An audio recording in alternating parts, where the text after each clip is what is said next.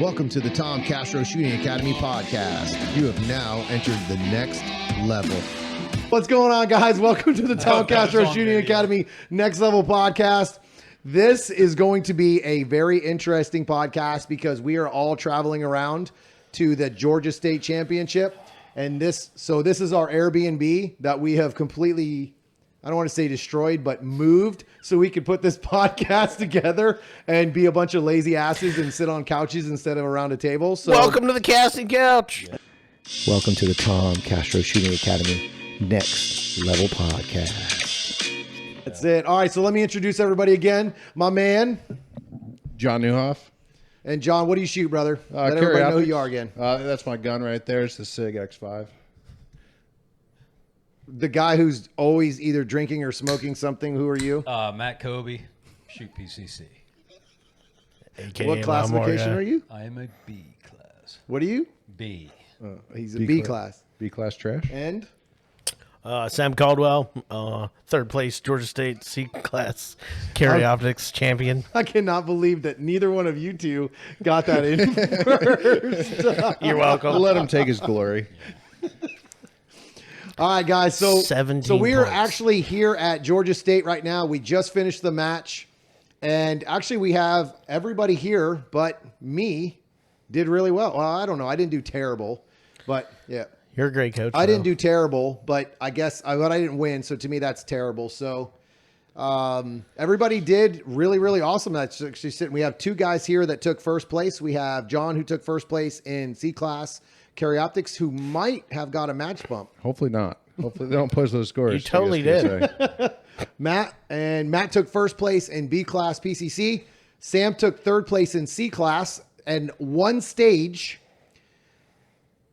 is what separated, and actually not one stage, but half of the time, some time that Sam lost on a stage is what separated John and Sam in carry optics today. So that was pretty cool to watch. Well, actually, I didn't get to shoot with John and Matt today, which was good. I would have liked to have shot with John, but Matt's terrible to shoot with. but Sam, I shot with Sam today, so I had a chance to watch him, and he shot lights out. So I want to talk a little bit about what we had to go through to even get to this point. So myself and Sam planned on coming to this match. I always come to Georgia State match. They run an amazing match. It's phenomenal. Always pasted. You literally do nothing but be a shooter. It still sucks as a shooter that's used to pasting because I still feel like I don't know what to do with my hands, or I just kind of like walk around. It's really weird not having to be accountable for pasting or scoring or anything like that. So but I'll tell you, I'll take it all day long. Like, So for me, this is my first match I've ever shot that was pasted by the staff. Yep. And I honestly didn't know how it was going to affect me because I like to be busy. I don't Yeah. want to just sit there. And it was awesome. It was amazing. Every match should have. This is pasters. my third major this year that it was Yep. pasted for me. yeah, they did Area 6, Yeah, South Carolina, in Georgia. and Georgia. And I found out today from a couple guys that I shoot with that are in the insider circle, some of my students, that I don't want to say none of Area 6 because that's obviously not true. But basically, I think it goes from North Carolina, South Carolina, Georgia area. They all paste for their major matches. It's something that they make part of their majors. We don't do that in Florida. We don't do that they don't do it at nationals. No. I'm trying to think what other matches I've gone to that are on the East Coast that honestly, the only matches I've ever gone to are really South Carolina, North Carolina, and Georgia that they pasted for us. Well, you are in Area 6, baby. So Well, we're Area 6 in Florida, and that's I what I mean. understand, So it seems like there's a disconnect from that. I don't know if it's a sectional thing or from Florida compared to Georgia. Right. yeah, I mean, and how that works. come on, Florida, get your game up. Yeah, and I don't think they do that as you go up past North Carolina either. I don't know. No, like not that I'm Virginia, aware of. none of those matches. Area 8 Yeah. does not. No, you're pasting again. Yeah. So it's just a different thing to go to this match and not have to pace. It's something, I don't want to say it's a problem because it's definitely not, but you're kind of just standing around like, God, what am I supposed to do now? Like, when you're focused, you're not really like laughing and joking like you're at a local. So you're not really filling the time with anything, but just standing and watching. But the stages go so fast. Oh, like, yeah. do. We had It's a lot eight people faster. on your stage. Yeah, we had eight people on yeah. ours. And I mean, I think the thing that's weird is like you can literally walk away to go to the bathroom and come back and like, yeah, that guy didn't just disappear because you don't need to be there. Funny story. I completely forgot to walk a stage yesterday, and I happened to be the first shooter on that stage. So after I got done shooting stage 6, I walked over to stage 7. A different squad was walking it, so I just stood behind them, and just to get a layout of it and a general idea of what I was going to do. And then, when we moved over there, I walked it, for real. But just that ability, if it was a normal match and I forgot to walk stage 7 and I'm up first, I got 4 minutes to figure out what I'm doing. Yeah. So that was nice. It was stage 7 that you forgot to walk? Yes. Yeah. I have no idea how. We walked, and that's the one you built on Wednesday. Yeah. And I was looking at the match book, and I was like, I don't think we walked this. Yeah. And we didn't. Somehow we walked past it 4 or 5 times and didn't actually go down and look at it. That's not good. No, it was not So was that... That was the one... Now, I know the stage, but I'm trying to think, how far down was that from the shooting? For some reason, so this range has a pretty good size hill on both sides. So it's high at the top, and then it kind of peaks down left and right. So I had to walk two bays plus down because there was the practice bay. That's what I was getting at. And then there was a long stretch of nothing. Yes. So I walked quite a ways. And that's what I was getting. And that's how you forgot it, I bet you, because what happened to me today is I was walking past that bay or the practice bay, and I'm like, what stage am I? Like, this is a really, like, you can't see the stage because it kind of goes around the curve. And I was like, what stage is this? Like, I'm like, that's not a stage. That's a practice bay. Yeah. So, that is definitely the disconnect but on that specific range, because there's probably 2 or 3 bays worth of space that's not, it's a hill, right? It's just it's a rock. They have other stuff up there, but it's no shooting area. So I could see how that would be pretty easy to miss that. And obviously what time did you guys leave yesterday? I can't remember. You guys left a little bit early. You went after lunch, right? Yeah. So I think we left the range at like, it was 1:30 because we walked the stages during the shooters that day's lunch. Yeah. So it was 1:30-ish. We went out to lunch and came back here. So some of us went back and walked the stages again a second time. And a couple of the guys came home. Matt and John came home. They felt like they had everything down. Obviously not, since he didn't walk stage 7. Just clearly saying. Not. But myself, Greg, and Sam went back, and this is just kind of a side topic, I guess I can get onto a little bit later. But when I went back, I changed a bunch of stuff. Like, I found a lot of more efficient things to do in the match on stages, and they weren't completely. I didn't change stages like completely. No, I just found things that were much more efficient. It was really actually, I didn't shoot well today. I could not put the gun in the A, but man, did I find some major time saving things. And again, a lot of people don't agree with me, and that's okay. That's kind of how this sport works. But I truly believe that some of the things that I do that are different, and the reason why I'm faster than a lot of other people or my speed stays up, is because I stage plan it. So I found, I was 2 seconds, 3 seconds on some stages faster than anybody else. Average. Yeah, But I just couldn't put the gun in the A today, so that cost me. This was a big accuracy match, and I just could not put the gun in the A, and I didn't even feel like I went fast today. I knew you went faster. I was like, Tom's on another level. Yeah, but I didn't feel faster. That's the difference. Like, I didn't rush anything. I get it, but you've had that same concept before where you're like, it doesn't feel fast, but you're going faster. I don't give a shit. Second sucks. I just, like, you guys, well, I don't get mad at anybody else. I'm not even mad at myself. I'm disappointed. I'm disappointed that I didn't have enough time to I didn't put the work in that I usually do this match because of some stuff, physical stuff that I've been going through. But, like, how was I when I left that match? It was like just... It was a very fun truck ride back. It was, So we were cracking jokes, and then me and Matt in the back seat, Sam's driving, Tom's up front, pouting because he's not happy. I am not a powder, you son of a bitch. He was talking about how much his ankle hurt. Well, we were cracking jokes, and Tom's mad, right, at himself, at whatever. But he just couldn't help himself. He would just start laughing for a second, and then he'd stop. He'd go back into mad Tom mode. And then we'd crack some more jokes. Winners do that, though. Absolutely. Like, I was first place C class today, Sam. But even then, like I wasn't happy with my performance. Hey, I'm not gonna lie. Like I shot. All right, so The only stage person one, happy with their performance out of this group is Matt. stage one, He right? shot perfect. Everyone else wants to get better. Matt's like, man, I crushed an A-class 70-year-old man. I'm good.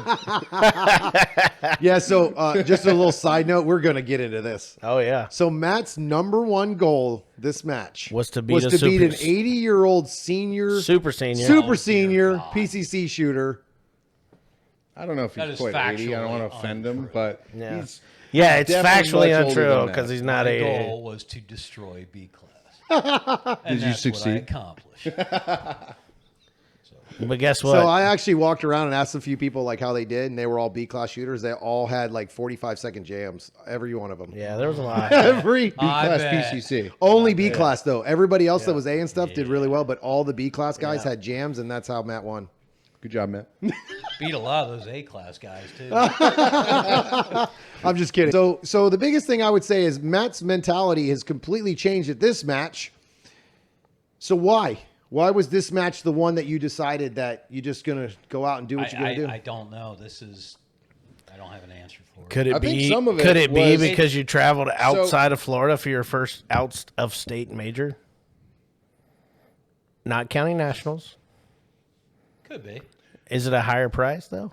You know what I'm saying? Like, does it Yeah, mean more? like you're more invested in it. Exactly. I think there's I don't a couple think you of can say I factors was to Yeah. it. invested in it. One, I have loudly told Matt to be quiet when he's negative to me because I don't want that, right? Right, yeah. So he intentionally didn't do any of that for my benefit. But then also 2 days, 3 days, 2 days before the match in a house with 4 other people that are invested enough to care, like I wanted to win, you wanted to win, you wanted to win, Greg wanted to win. I think that helps a lot. You sit at home, you go to a local, you're in your head, but when we're dry firing, even if he didn't participate in the dry firing, at least he had that, that motivation. He did dry You guys fire really one shot. motivated me dry firing. He dry fired one shot, I think. He did get up once or I did twice. 5 or 10 this morning.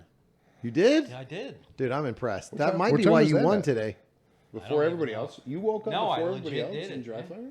Not like I put on my belt, but yeah. I picked the gun up and did a couple of them. I mean, you do shoot PCC, so there's really no need for a belt. You can just put it in your pocket. You didn't have any reloads today, did you?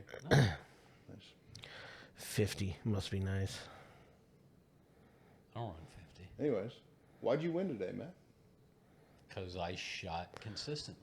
Let's dive into the mind of the champion. So over why there. did you what do you think you Yeah, I What did I you don't change? Know, man. You I'm had trying to have I'm changed trying to something. wrap my head around it. I get it. Yeah, I don't have an answer for it. you don't have like No, I was comfortable and I just didn't think about it.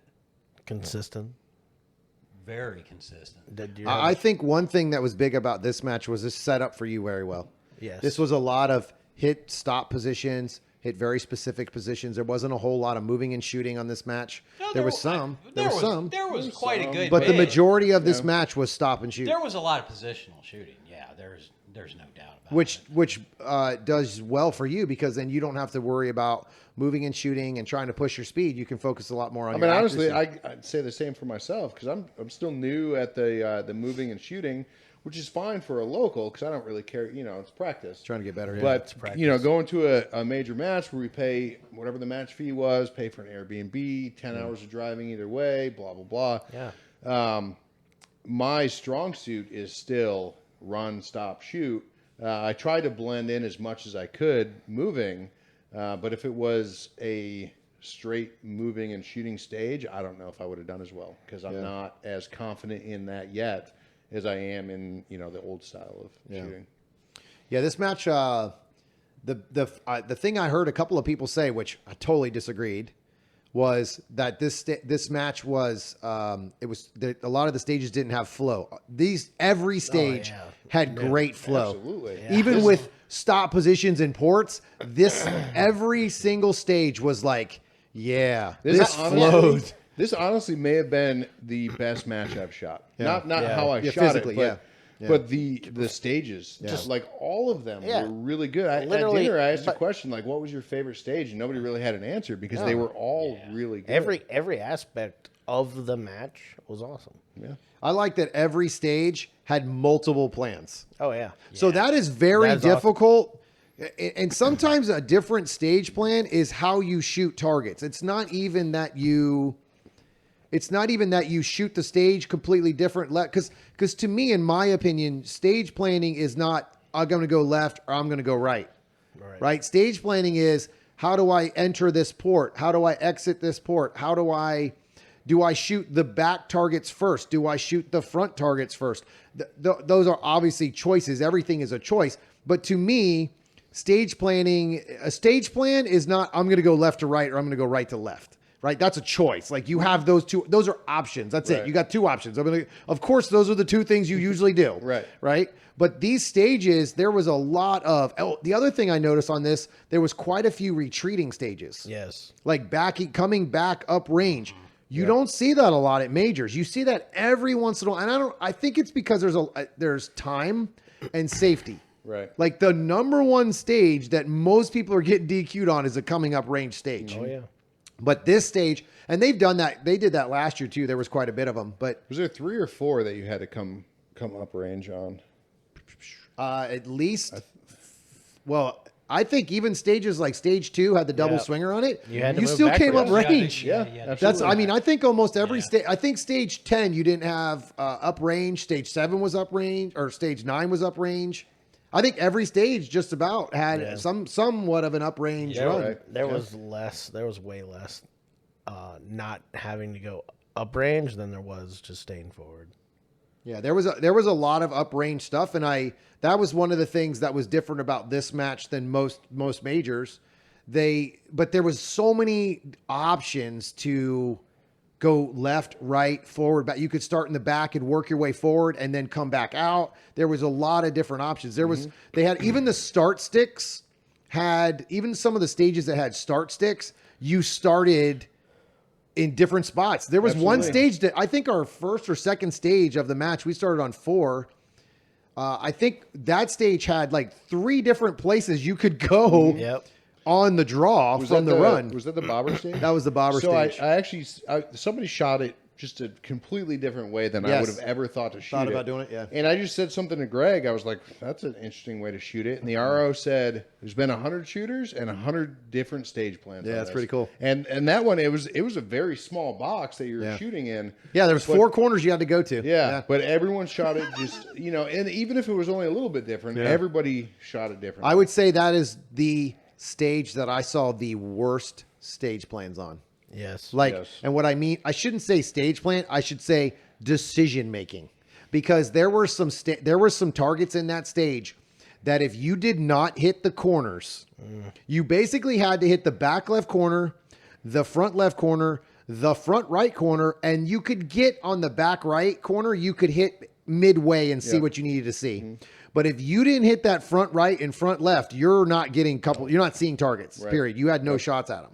So in that specific stage, since we're talking about it, that was stage, what did I say that was? 5? Stage 5. I think it was 5. No, it's 5, yeah. Yeah, 5, because we started on 4. Yep. So stage 5, that was the only stage plan that I had in the entire match that I was like, oh shit, I'm gonna risk it here. Like I'm gonna try this.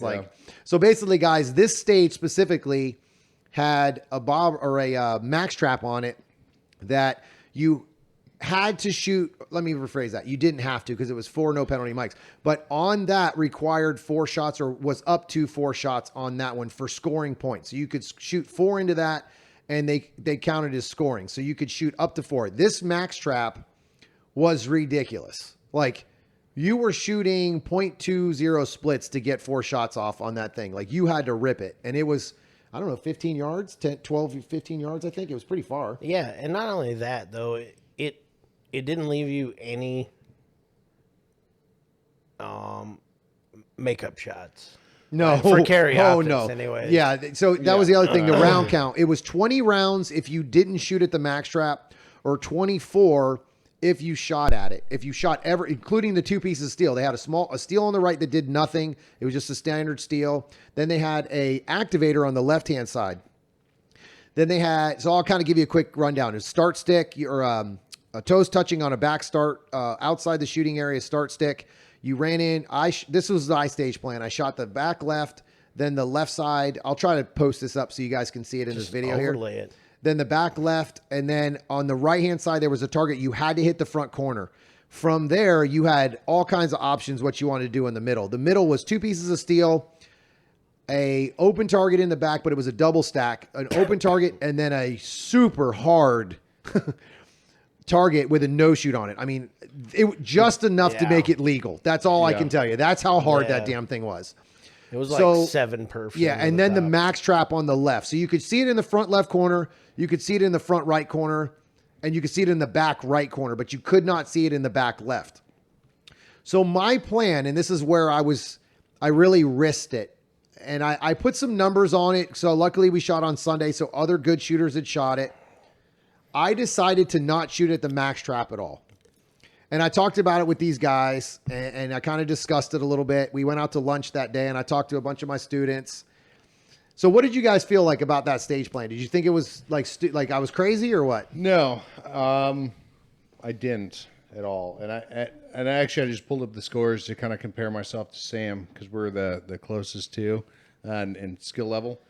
And I mean, he beat me by 1.5 seconds roughly. And I think he probably could have gone faster. He had a mic and a no-shoot, which, hurt his score. Yeah. You shot at 12. Sam shot at 20. I shot at 21. But, so I shot at the max trap. I got 3 on it, so I got 2 Alpha and a Charlie. But I think the time saved, because my sequence going in was popper, open, the one covered by the no-shoot, activator, wait for a second plus, like a long time. I could get 3 on it before it closed up. And Did you shoot it from the front left corner? I did. So you were straight onto it, so you didn't have to worry about trying to be angled or anything. So John shot the max trap from the front. I decided, and this is where the riskiness came in my plan, is I decided not to shoot at the max trap at all. Not even point at it, not aim at it, not try to take a shot on it, not try to move and shoot at it at all. Just leave it completely. I'm going to kind of give you guys a little bit of rundown of a few things that helped me decide that. And it's not usually the scores. I don't usually look at the scores. I'm not a big numbers guy. I'm kind of an idiot about that stuff. I still have been shooting this sport for 3 years. I still don't understand USPSA math, and I don't really care to. I just know I judge a lot of my stuff on time.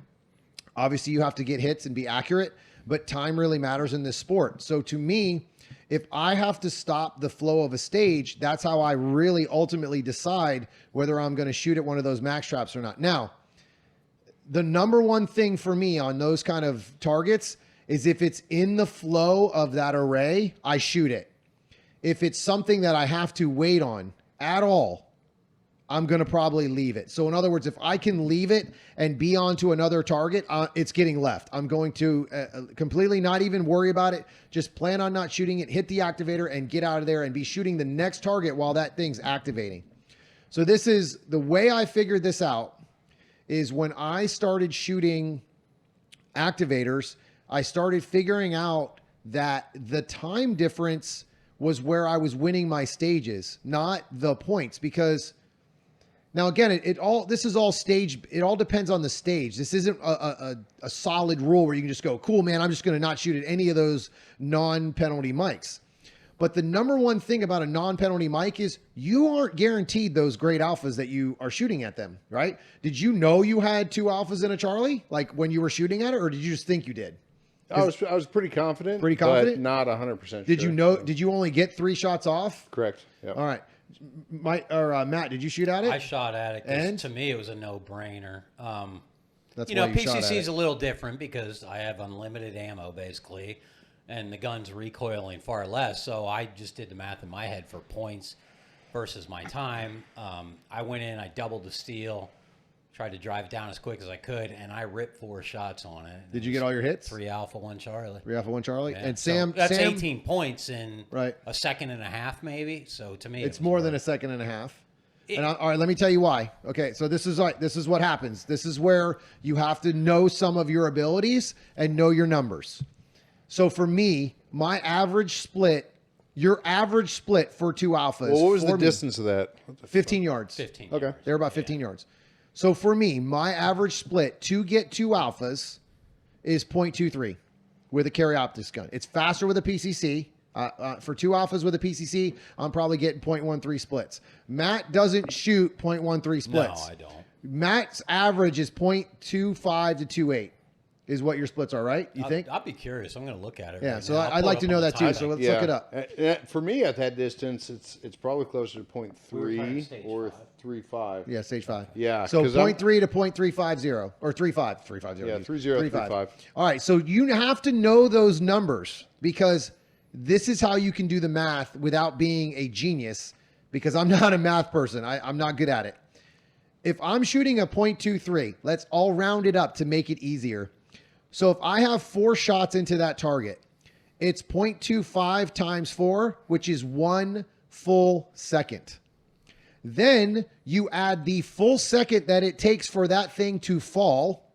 There's 2 seconds, right? Yeah. Sorry, Matt's a dumbass. No, He I'm already fine. forgot what stage we were Stage talking 5. about. Yeah, 5 now. They didn't get every one of my shots, so I don't know where that falls in. Well, think about where the fastest are, because you had to rip those very quickly and get all Yeah. 4 shots. yeah.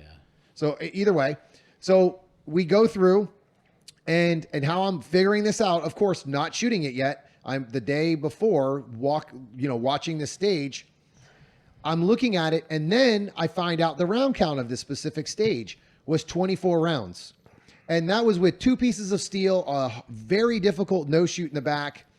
You had to shoot everything 1 for 1, no makeup shots, and shoot 4 shots at that target. So that means I would have had to have had a reload because we're at a major. So I have to force myself to put a reload in there. Well, even if I have the best reload I've ever had, I'm still talking 1.5 seconds from shot to finished reload to shooting something else. So that's 1.5 seconds. Not only is the 1.5 second reload in there, I'm not focused on aiming and shooting the next target. So now you have to add that. That's part of what gets lost in a reload. I could have a 1.5 second reload, but that doesn't mean I'm going to be accurately on the next target. That just means I finished that reload in 1.5 seconds. And that is a screaming hot, awesome, fast reload. So I decide to leave it. I did some numbers. I looked at it and I figured even if I don't shoot that stage, even if I don't crush that stage and I don't shoot it great, it's not going to be far off. I'm going to be close if I don't shoot it, but I have a really good time. Even if I don't, even if that guy got hits and I didn't, it was going to be close. But the thing is that I discovered when I did the math was that if I crush that stage, so basically it was a 4 second savings, I think, right? Was what I thought. I'd agree with you because I just looked at my. I'm not sure Sam's stage plan, but all of his, long times between shots, movement or whatever, are roughly 1.5 seconds faster than where I reloaded. So between the 1.28 seconds from when I hit the popper to where I hit the max trap, and then my 3.5 second movement. I mean, granted, that was a little slow because I got lost. But which that stage was easy to get lost in. Absolutely. When I walked that stage, step off and you're having to go back. Were you there when we walked that stage or no? Did you walk that stage with us? I don't think so. I don't think you did. No. That stage specifically, I probably walked that stage more than any other stage because Absolutely. Getting to that front right corner after you shot the barrel was like, do I look down? Because I keep stepping out of bounds. We talked about this. Do I move and shoot? Do I just shuffle? Yeah. Because I keep missing this corner. Yeah, that was a hard stage. It was a hard corner. It was almost, it wasn't a memory stage. Not at all. Not at all. It was a perfect almost, position stage. It was almost to that level. Yeah. Because you got that perfect position. if you were out of position by a foot, you can't see the target you're supposed to. And that's what happened to me after the max trap. I overran, and then I had to go back. Then I had to go to the corner. But, minimum time difference, not total time in what we actually shot, but your time saved is at least almost 3 seconds, 2.5 seconds. Well, not only and that, doesn't. I mean, that's not even including my splits. right. So that's whatever that ends up being. So I want to hold on a second. I want to go on this real quick, and I don't do this a whole lot, but I just want to give you guys an example, and I'll give myself. I don't even. Did they have a delta available on that no shoot target that I missed? It was wide open. No, the top target. No. Oh, yeah, no. well, I It was mean, you had Alpha the Charlie. edges. Did they have the D's on the You side? had the outer edges, yeah. So I'll just give myself a delta. I'm going to take my mic off. I just want to kind of give you guys an example of what I mean. So if just giving myself a delta, all right. Now again, I skipped that stage. I skipped shooting those 4. I'm just going to throw myself a delta. I ended up shooting a mic on the no shoot. I shot high on the really small shot, on the really small target. So giving myself 14 alpha, 5 Charlie, and 1 delta. I shot it in 1271 with a 6.7 hit factor. The guy who won that stage was Sean Griffith, was 20 alphas, 3 Charlies, 1 no penalty mic with 1604. His hit factor was 67955. And what was yours? 6766 if I don't have that mic. Now I gave myself a delta. Right. And it would have been pretty damn impossible to shoot a delta on that target because it would have been a no shoot. Yeah, I mean, it was the way that target was set up, it was A or Charlie or nothing. Like you were going to miss it completely the way they had it set up. Mm-hmm. So now, again, I don't like going back and going, oh man, if I could have done this, well, of course I could do that on every single stage. Yeah, but in this case, I wanted to bring this up in this podcast because I felt like a lot of guys will shy away from it because they look at, oh man, that's 20 points. Like that's 20 points. You can't give up 20 points. In this sport, you're not giving up 20 points because that's not guaranteed hits. Yeah. You don't even know if you're good. Do you know how many people shot at that? They were like, hell yeah, that's 20 points and didn't get any? Or shot a no shoot through the mag strap? Yep. Now that's a negative 10. Yeah, now you're at negative 10. Yep. So again, a lot of this depends on your skill set. A lot of this, I had a guy ask me like, man, that was ballsy. I was like, that's the way I shoot.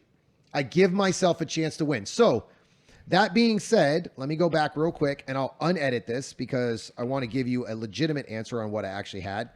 So I ended up taking 8th overall on that stage with a mic with carry optics against some really good shooters in carry optics.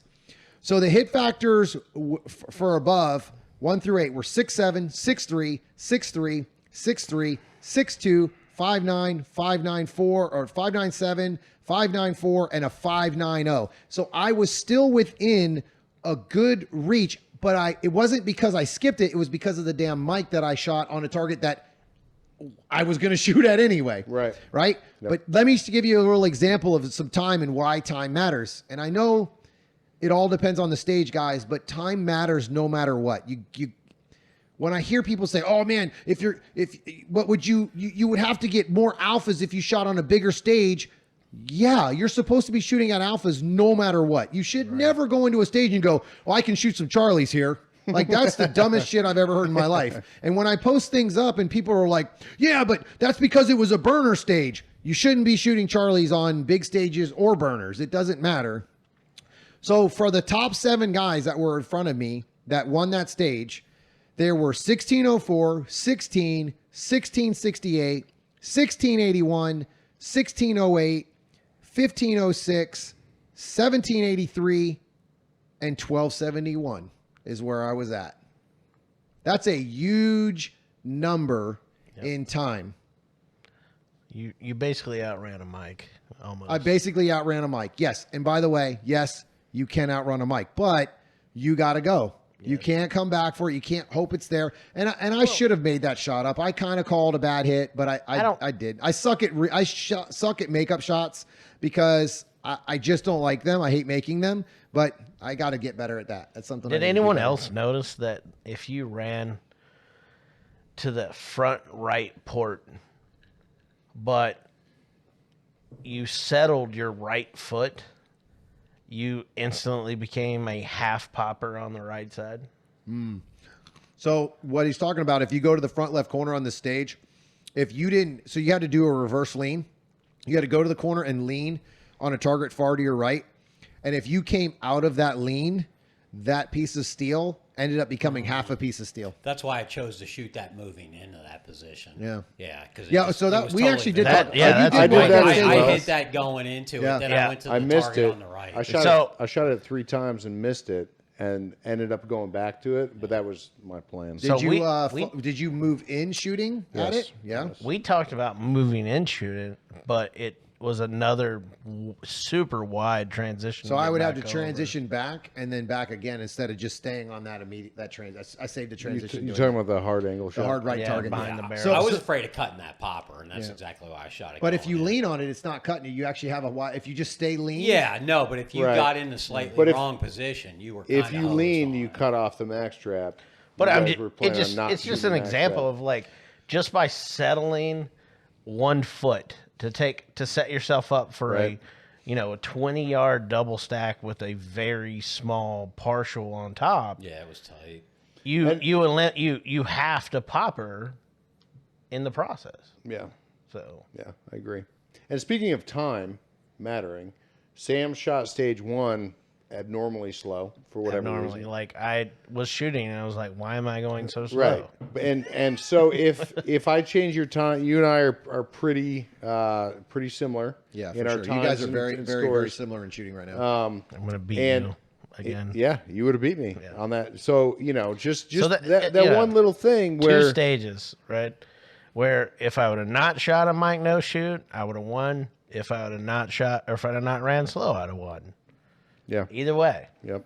And that was, I mean, I made my mistakes as welcome well. to USPSA. Exactly. Just those little things matter a lot. It's not.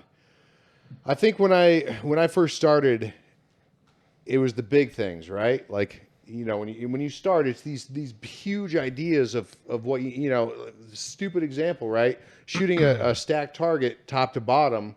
When you get into it and you're like, no, I can't see the bottom target, so I'm going to shoot bottom to top, right? Those are big things that just become Right. common. Yeah. And then after that, it's just just those little things that change the difference between Well, when I third shot place and first place is literally one mic. But when actually continuing to push at the same pace that you normally push. when I shot that Mike no shoot, he was not shooting after me at the time, and he goes, "You got a Mike no shoot on that thing," and I was like, I did. And he goes, yeah. And I was like, I know exactly what I did. Mm-hmm. So that's a Exactly. huge difference in your shooting right now. You used to just shoot no shoots, and you would plug 3 of them and have no freaking clue why. Yep. Yeah. No clue. Same, No clue. same thing with me. I would walk through as the RO was scoring, like, how did I hit What? that? Where did that come from? Just like stage 10, I got a mic on one of the far targets on stage 10. I finished shooting, walked straight to that target, and was like, yep, I pulled off of it. And as you get better, you start to see things. Not that I'm good yet, but at you the- start to see little things like at that. the Don't talk coach- like that. You are good. At the you coaches- won B class. You won. class. So shit. Sorry, C class. Well, you're soon to be B class. Yeah. But you won C class. No, absolutely. But You're I'm B-class not. now. I'm not as good as I would like to be. Well, but you're not. You're. So just something to kind of throw in here real quick. All 3 of these guys are all in the Insider Circle, which if you don't know, my Insider Circle is my online training group that I have. But all 3 of these guys, other than the exception of Matt, really train hard and right now are in the middle of embracing the suck. They are really embracing the suck. But here's where it changes. Everything that they worked on in the last, I don't know, 2 months. I'd say the last 2 months, you guys have been yeah, busting dude. ass, right? Two or Like, 3 2 months. This last 2 months have been hard. so 2 months of sucking, like legit going to our, and that's another thing with us having access to our range that we use, Guncraft, which shout out to them. Those guys are phenomenal. We have our own club there. We started a USPSA club. Obviously, you guys know if you watched the last podcast that we did together. That range, us having access to building stages and them letting us just basically run the match and just use them as a facility. We build these stages that we shoot, and I don't mean Georgia stages. I'm talking about high class level 2 25-yard poppers in every single match. It's funny that you say that because I said something to Matt and Greg, and I was like, there's nothing at this match today that we don't set up at home.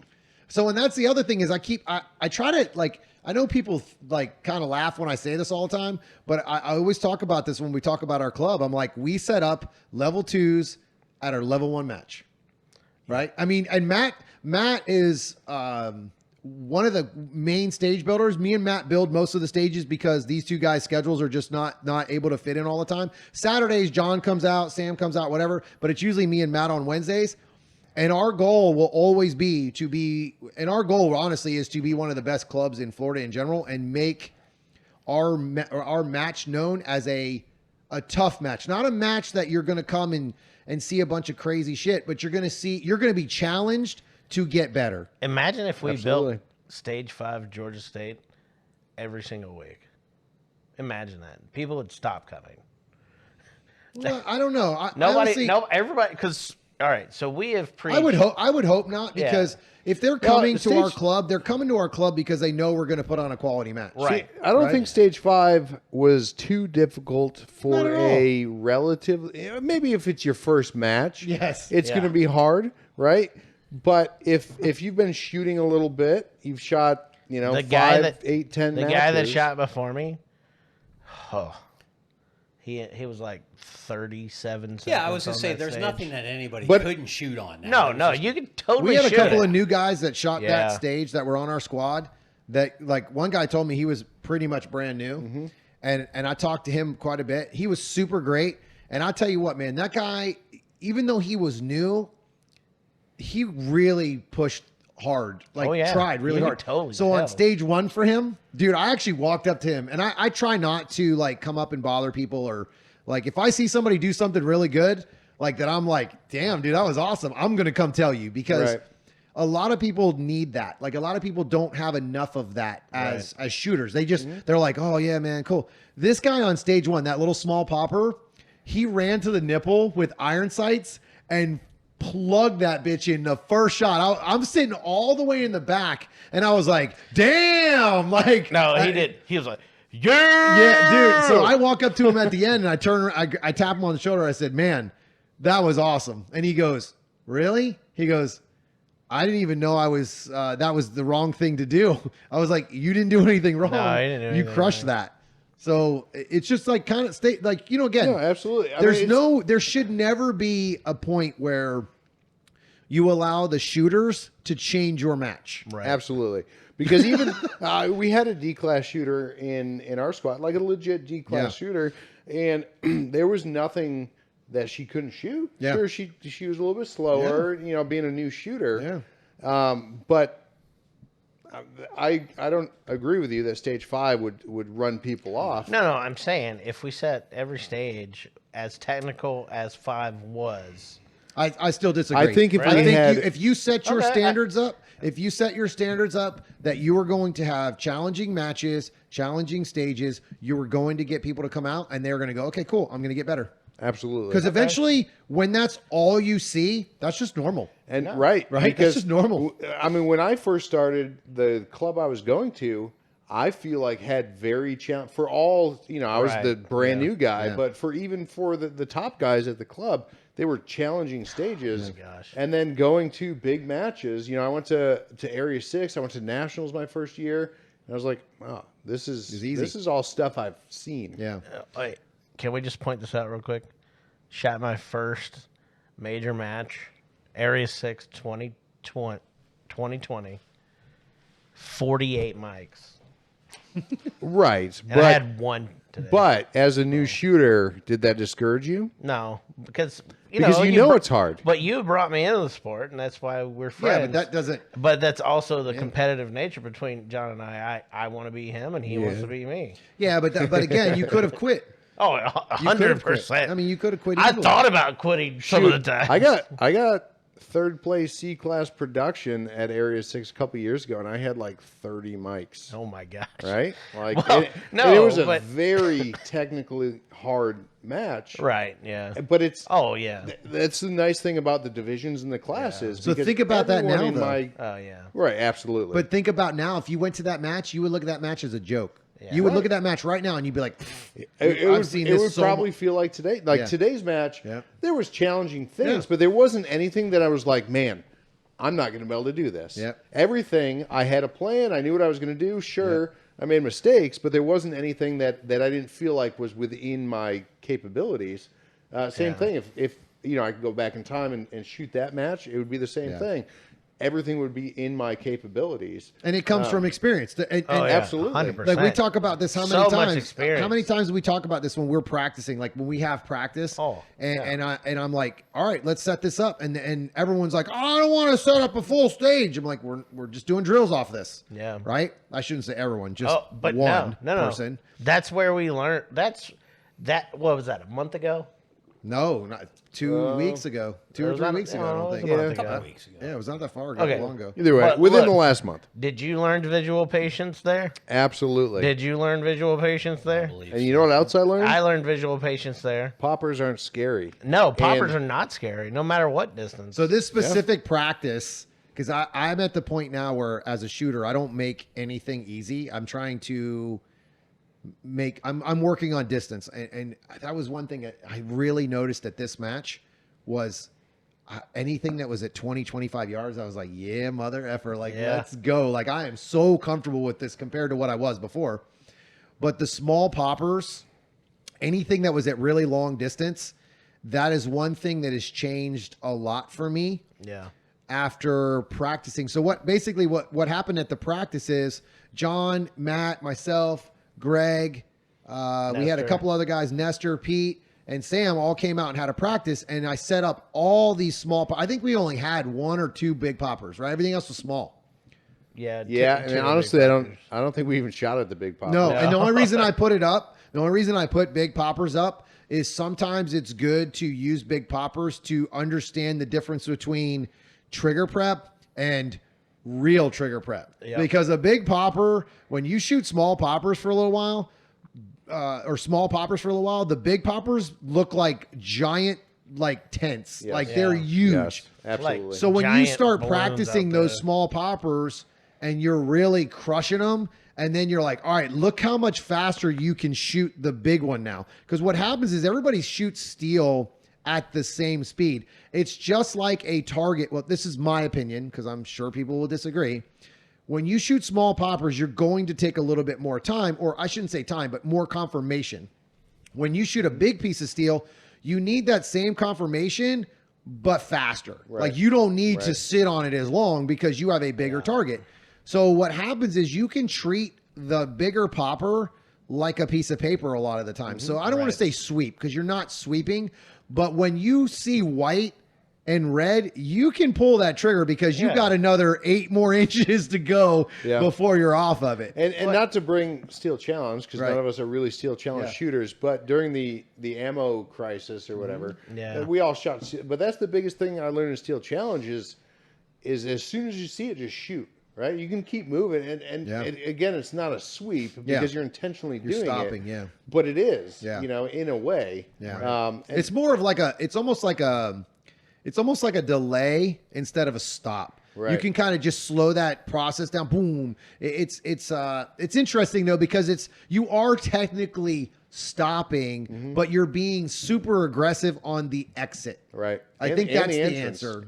I agree. You're being super aggressive. So you're really just bang. You're out the door with a small popper. You're probably really stopping on it So, if you're going 1 for 1. This leads me into something that I kind of, after that practice, I never really told anybody, but like the calibration zone on a mini popper at the same distance of a normal IPSC paper, it's the same size. Yeah. So if you just look at the calibration zone as your alpha zone, say I need to aim there and not just shoot at it, you're going to get great hits and it's going to fall over.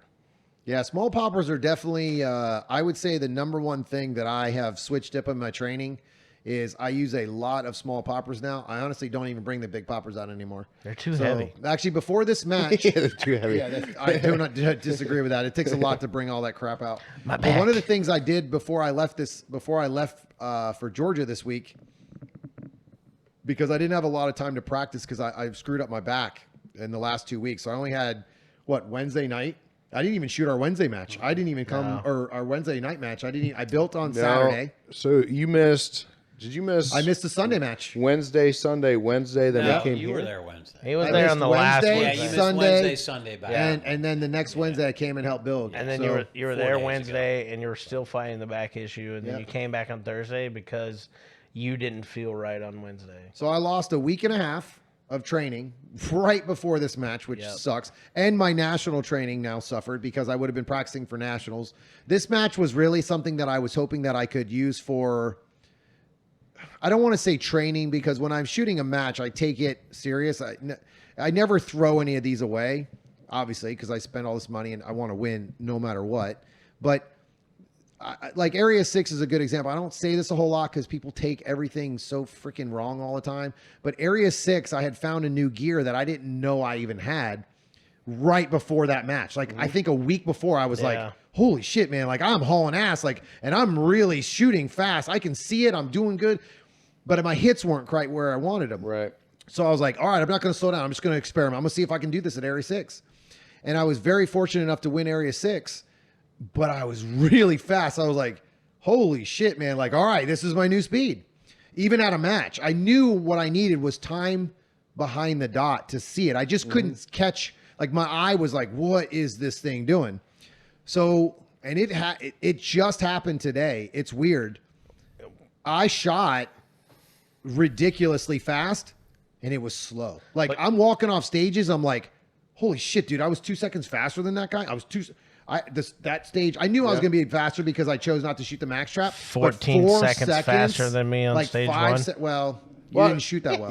Yeah. But when I'm walking off the stage a second and a half to 2 seconds faster than other guys that are at my level, I'm like, all right, like, this is my new level, but I haven't had time to see the dot. Like, and not this specific match. I'm saying before I got here was my match. Absolutely. And the funny thing is, as a Sandbagger C class, maybe B class on Soon to be Wednesday. B with the bump up. Wednesday. But it's funny because that comes in waves for me, right? Same thing here. Does the same thing. I had one stage that I absolutely feel like and I was going as fast as I could, and I saw the dot, and I didn't feel like I was going. I felt completely controlled the entire time. Yeah. And I honestly, I think that is the biggest difference between higher level guys and lower level guys, at least lower level guys that are working to get better, is that you don't see it yet. Yeah. And it's kind of a weird thing to see because it's this floaty cloud thing in the sky, right? Yeah. But it is, because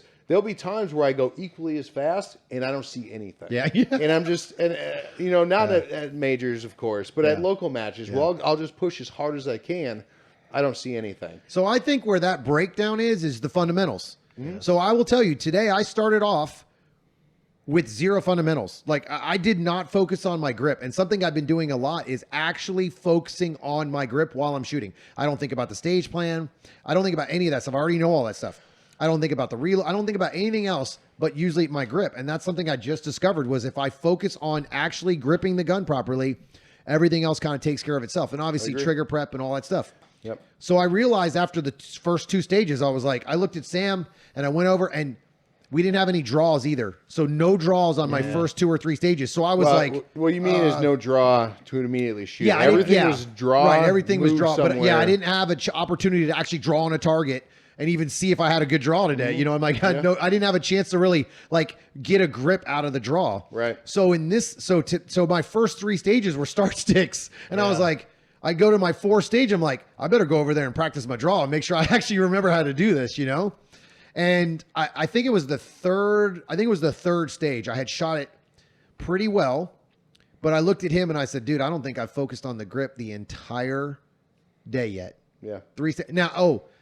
So let's bring that up because that's important. It was friggin' cold this morning. Right. Yeah. And that's what I was thinking about. We when started you were at talking. 7:30 in the morning. It was 53 degrees, maybe. and that's cold for us from Florida. Yeah. When we left Florida, real feel was 85 or 90. real feel was like 98. 93, Real temperature was, in the 80s somewhere. And we had the same cold front that they're having right now in Florida, and that was after the cold front. Yeah, So, yeah. like, it didn't change our temperature at all. knowing that, did you know it was going to be colder up here? Oh, I didn't. Yeah. Right. And that's my fault. Right. But I just looked at the temperature and I said, mid to high 70s. cool, I'm good. Yeah, I can deal with midday. that. We can do Not that. even thinking Right. that we were starting at 7:30 in Right. the morning and looking at hourly or anything like that. So, You yeah. know what I packed, Sam? What? Shorts and T-shirts. That's all I pack too. That's it. Yeah, and shoes. flops, and that's it. Yep. Yeah, yeah. So what did we do? We went to Walmart Yeah. and bought an undershirt, bought a sweatshirt, bought some hand Jackets, warmers, like it was the middle of winter or something. Yeah. So I always bring, obviously I've shot more than these guys at majors, and I always bring a heavy duty, I don't want to say heavy duty, but the Under Armour warming shirt, like it's actually meant for warming, not like just the cool type. And I always bring that with me. I almost always bring a jacket. I did not bring a jacket this time, and I actually had one in my hand. And I said, oh, it's all right. I got my Under Armour. I'm good to go. And I never wear pants. It's almost never cold enough for me to wear pants, but I also wear my calf compression things, so they kind of work like pants anyway. But it was really cold this morning, and the number one thing that crushes me with shooting is cold hands. So I knew to bring hand warmers. I had that. I did buy a light jacket for the morning, but we got there in the dark. Oh yeah. So it was cold. I mean, there was frost on the ground. I don't want to say frost, but it was wet and it was definitely cold. So we had to warm up. So the number one thing I did, and actually when John comes back from using the restroom, I ran. I always run before I shoot anyway, but especially this morning because I'm still having some issues with my back that I haven't, I'm still stretching out. I'm still trying to get 100%. But the cold did not help me in the morning because that muscle would not warm up. So I ran a little bit and got warmed up before it was my time to shoot. But it also gave me an opportunity to kind of release some of that tension of, I don't want to say nervousness because I don't really get nervous before a match, but to get rid of some of that like pressure. Do you do anything before you shoot to like kind of relax? I or no? had no nerves today, no nothing. So what were your expectations of this match? None? Just No, go out I and was shoot? expecting to win B class. Yeah? Like, yeah. But did you put any pressure on yourself for that? No, man. Oh, I I did. don't know. No, I'm not I don't even know gonna lie, if there I was a did. full moon last I night. totally did. But like, dude, I had no first stage jitters. I had nothing. Is that So it one was of your like first steady times? Eddie all day. Is that one of your first times? It's only happened one other time, and it was the Florida section. And you won. Yeah. So I was listening while I was using the restroom. Yeah. So we were walking after the shooters briefing. We were walking down to our stage. We started way left.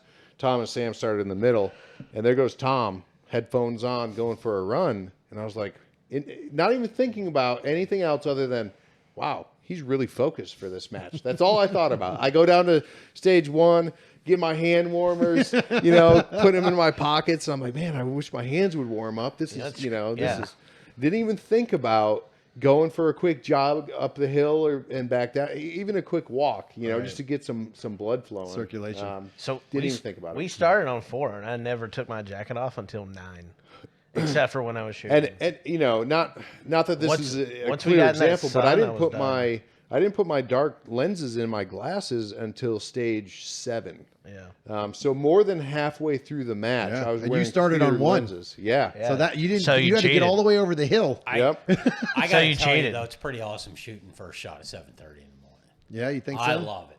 But that's because you're a dumbass and wake up at 4 o'clock in the morning every Yeah, day but for work. So it's not us it early was boys. Brilliant. Yeah. I mean, other than the cold, I enjoyed it. Yeah. I don't mind waking up early like that. I wouldn't want to do that at a local and have to go set up and stuff prior to. No, heck no. Yeah. The only thing that I wish would have happened is like they get like an exception or exemption to the rule to where you can have a warm up bay, especially at a local 2. Well, they did. Or so level 2, sorry. They did have a warm up bay at this, which is unusual Yeah, for yeah, any yeah. kind of local level 2 kind of matches, like the Right. smaller matches. Like Yeah. I don't want to say this is a smaller match because this is their No, state no, but match. this is a Georgia match Yeah. rather than Right. like a Area 6. Yeah. Right. So it's a little bit smaller area too. It's kind. I don't want to say it's a local. It is. I guess it would be considered because not everybody's coming from all No, over exactly. the state. The only other or match I think the I've Area seen 6. South Carolina warm-up State bay had was, one. was Nationals. Maybe Area 6, but I don't. Area 6 had one. In, South Carolina. in Volusia 2 Yeah. years ago? And then Volusia this year. has one too. Okay. Yeah, And you had to go Rowan. pretty far for theirs though. Theirs was Yeah. farther down. They changed where it was. But so. then, an area match, Yeah. a national match, local matches for sure. Anywhere I've shot didn't have a warm-up bay. So here's a quick tip, guys. Ask if there's a warm-up bag. Yeah. If Not you o- don't not know only if there's a ask, warm-up bay, ask and but- then get details about that ask when warm-up bay. Can you shoot? The Right. first thing I did when I got there, is there a warm-up bay? And I think I spoke with the people that were checking us all in. They said, yes, there is. There's one right over there. So the first thing out of my mouth was what, Sam? Were you standing there when I asked them? Yeah. When is first shot? Yep. When can I shoot my first shot, or when is first shot, and what time do I need to be here to warm up before the match? Yeah. This one was quite interesting because this match, you couldn't shoot till sun up. And it was awesome because the match director goes, sun up is technically 7:24. Right. Yeah. So I'm like, So all we right, had- I'll be here at 7:20 and wait those 4 minutes. We had the shooters meeting at 7:15, and then first shots on your stage was 7:30. Yeah. So you had Luckily 3 minutes at the Yeah. most. Well, That's 5 also, minutes at the most. 5 minutes before they're starting the stage brief. Absolutely. Plus your 4-minute walkthrough. So, you're at 7:26 or 7:25. So you get 1 minute to warm up and then sprint down to your bay. Which would have warmed your hands up. yeah, So absolutely. we had an advantage today. Well, I don't want to say we had an advantage, We but were I had an closer. advantage because of where the stage was. Yeah. We were on 4. It was stage 5 and then the warm-up bay. right. So they did the stage brief. I ran my ass all the way to the Did you? and I warmed You up. know what's Yeah. funny, right? So after our stage brief, when we had, it might have been before the stage brief, somebody was shooting, and Matt goes, That's Tom. "That's Tom." And How did you know? just lucky guess, I guess. Well, see, he had negotiated with the CRO or the ROs on the stage. He's like, hey, we always shoot after each other. Is there a way I can get down so I can help film him or whatever? And he used it to his advantage because I was a number 2 shooter. So he negotiated to move down a couple slots. But not for that reason. Not for that reason. It was legitimate, But so, it so that literally we're not on worked. top of No, each other because absolutely. Yeah. I video him. If there's anything that goes wrong he needs, I'm there. And because when you're And that- back to back, if he comes to talk to me about anything, I can't talk to him. It's my turn or vice versa. Because on our squad, Kobe shot, Greg shot. There was 2 shooters between Yeah. Greg and I.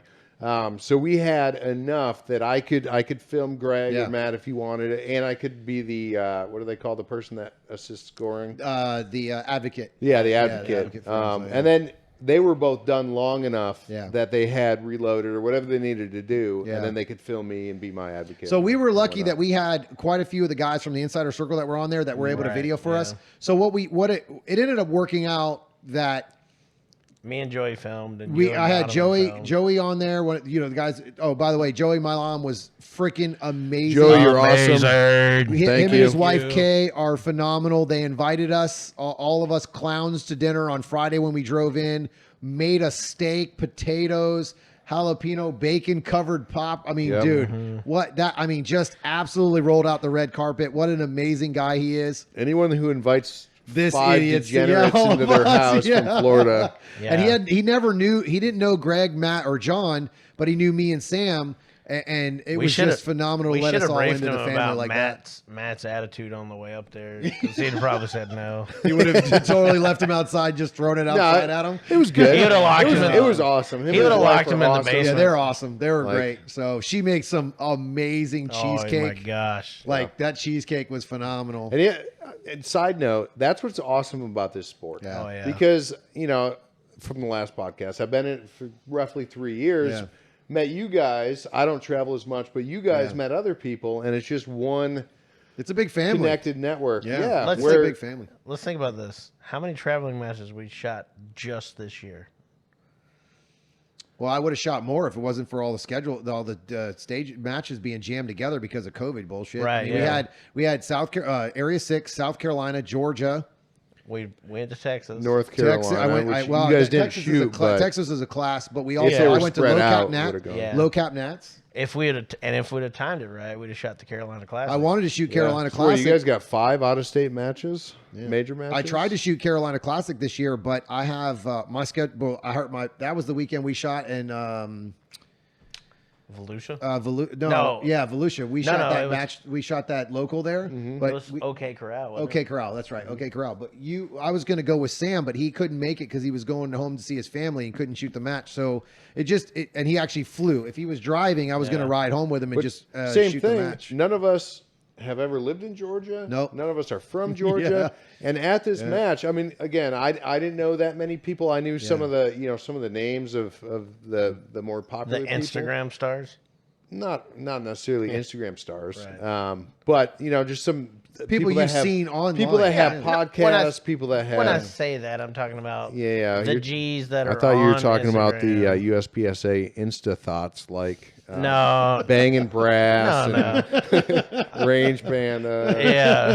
The You Insta met thoughts. one of the guys Hammer you and met, Sear. John, was Hammer and Sear. Yeah. He's awesome. Yep. He's a great guy. So dude, of course those guys, The meme maniacs. right, and then of course the guys that are The on the other maniacs. podcasts, the other top shooters that were there, that I knew their names. Yeah. But you guys, I noticed, anytime you were walking Right. a state, you were going anywhere, someone's like, "Hey, just like, how do you know so many Yeah, people in it's- Georgia? it's literally you never crazy. lived here." So I've been here twice. This is my 3 times. I totally forgot about this one, but I went to Georgia State this year, Georgia State the year before, and Georgia State the year before that, but it was at a different range. Okay. Manny was running that one at Okay. the Yeah. time.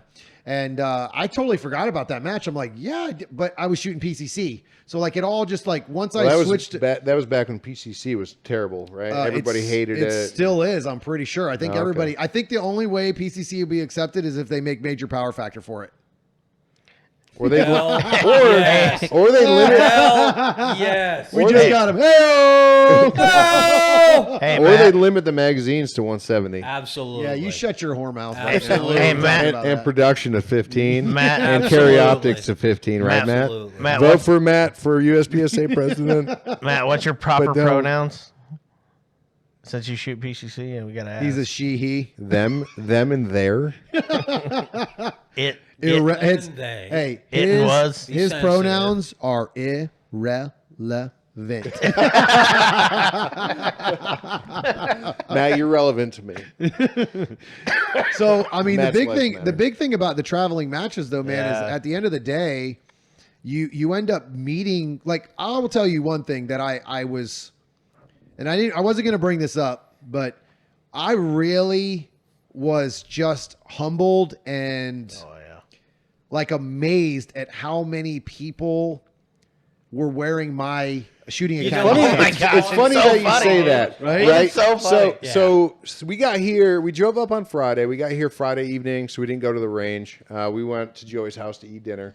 Saturday, went to the range pretty early, and we drove separate vehicles, and we didn't know where you went, so we just started walking around. Yeah, we came in And- after you guys. Yeah. Okay. And Yeah. so we walk, it just happened. We walk up to the first stage we walk up to, there's like 8 Tom Castro shirts. And Yeah. I'm like, what the hell is like, what? Esteban Yeah, like and Oh, what's his I name? thought you were talking about the RO on our last stage. Did you hear that comment?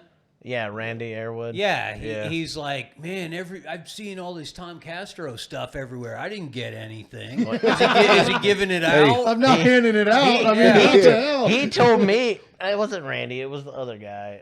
Johnny? Johnny. Johnny, yeah. Johnny's like, he's like, hey, are you guys in a cult? Yeah, Johnny, like, Johnny and Jake Reed. I love I those was, guys. I was Those like, guys- that's the first 3 rules of Tom Castro shooting academy. You can't talk about it. You can't talk about- So one of the guys, and I got to introduce you to him. His dad and his, Jake, Yeah. Jake Reed and Johnny. Yeah. They're two of were my they favorite. both on 10? Yes. Yeah, Okay. well, he was the one was the dad. He's a real big guy. Like I don't want to say big because he's not, but he's No, tall. he's Yeah, tall. Yeah, he's really tall. Big boy. His son's the real, like, kind of the smaller guy, Jake. Dude, he's a GM, and he Yeah. became a GM on accident. And I always laugh my ass off. I'm like, yeah, you're an accidental GM, right? Because he was one of those things where he stopped trying. Right. He didn't care. Like, he just did it. And then he goes out and crushes it. Well, like, dude, I think he placed in the top 10. Oh, yeah. It's funny, we were talking about that while we were shooting with one of the guys that was shooting with us. He's a master class carry optics. And he said he's been pushing really hard to get GM.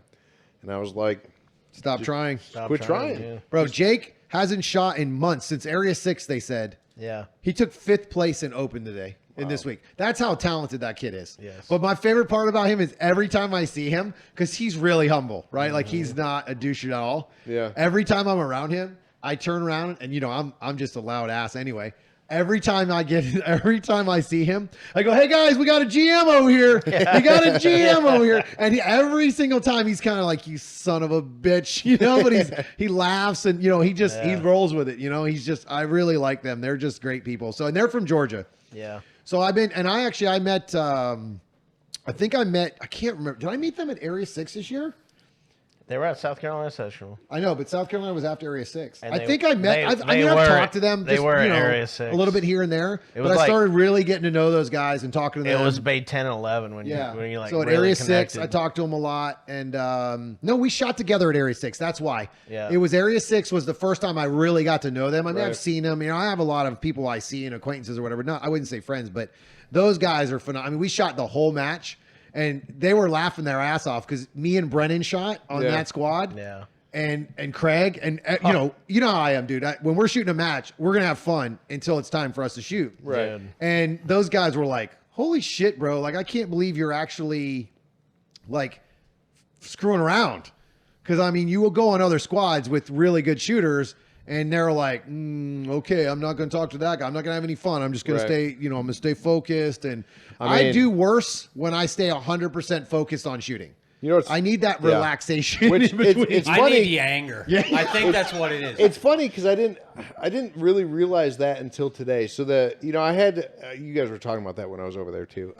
But I wasn't really nervous, but I was anxious, right? Like I wanted, and especially walking the stages on Saturday, I was like, I need to shoot. Like, why am I at a range walking stages and not shooting, right? So I was pretty anxious. I was cold. I was just ready to go. So, I had my music on. I wasn't talking to anybody.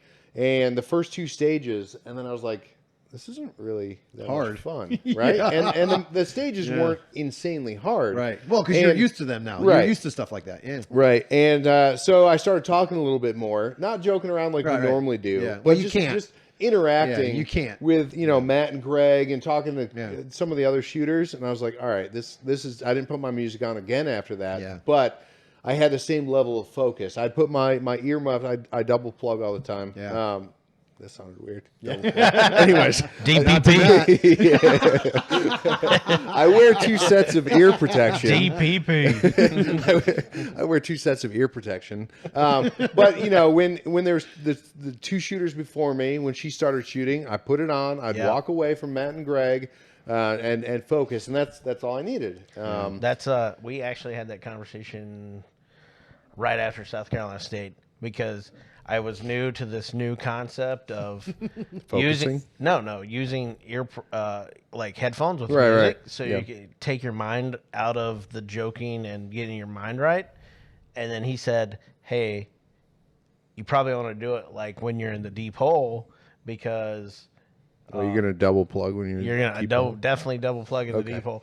But after that, Double plug deep hole. Oh, and it brings Matt Matt's still alive. here. Oh, I didn't even know you were still here. I'm tired, man. I'm not gonna lie. Yeah, man, it's hard winning that B-class trophy. It's hard spanking those M's.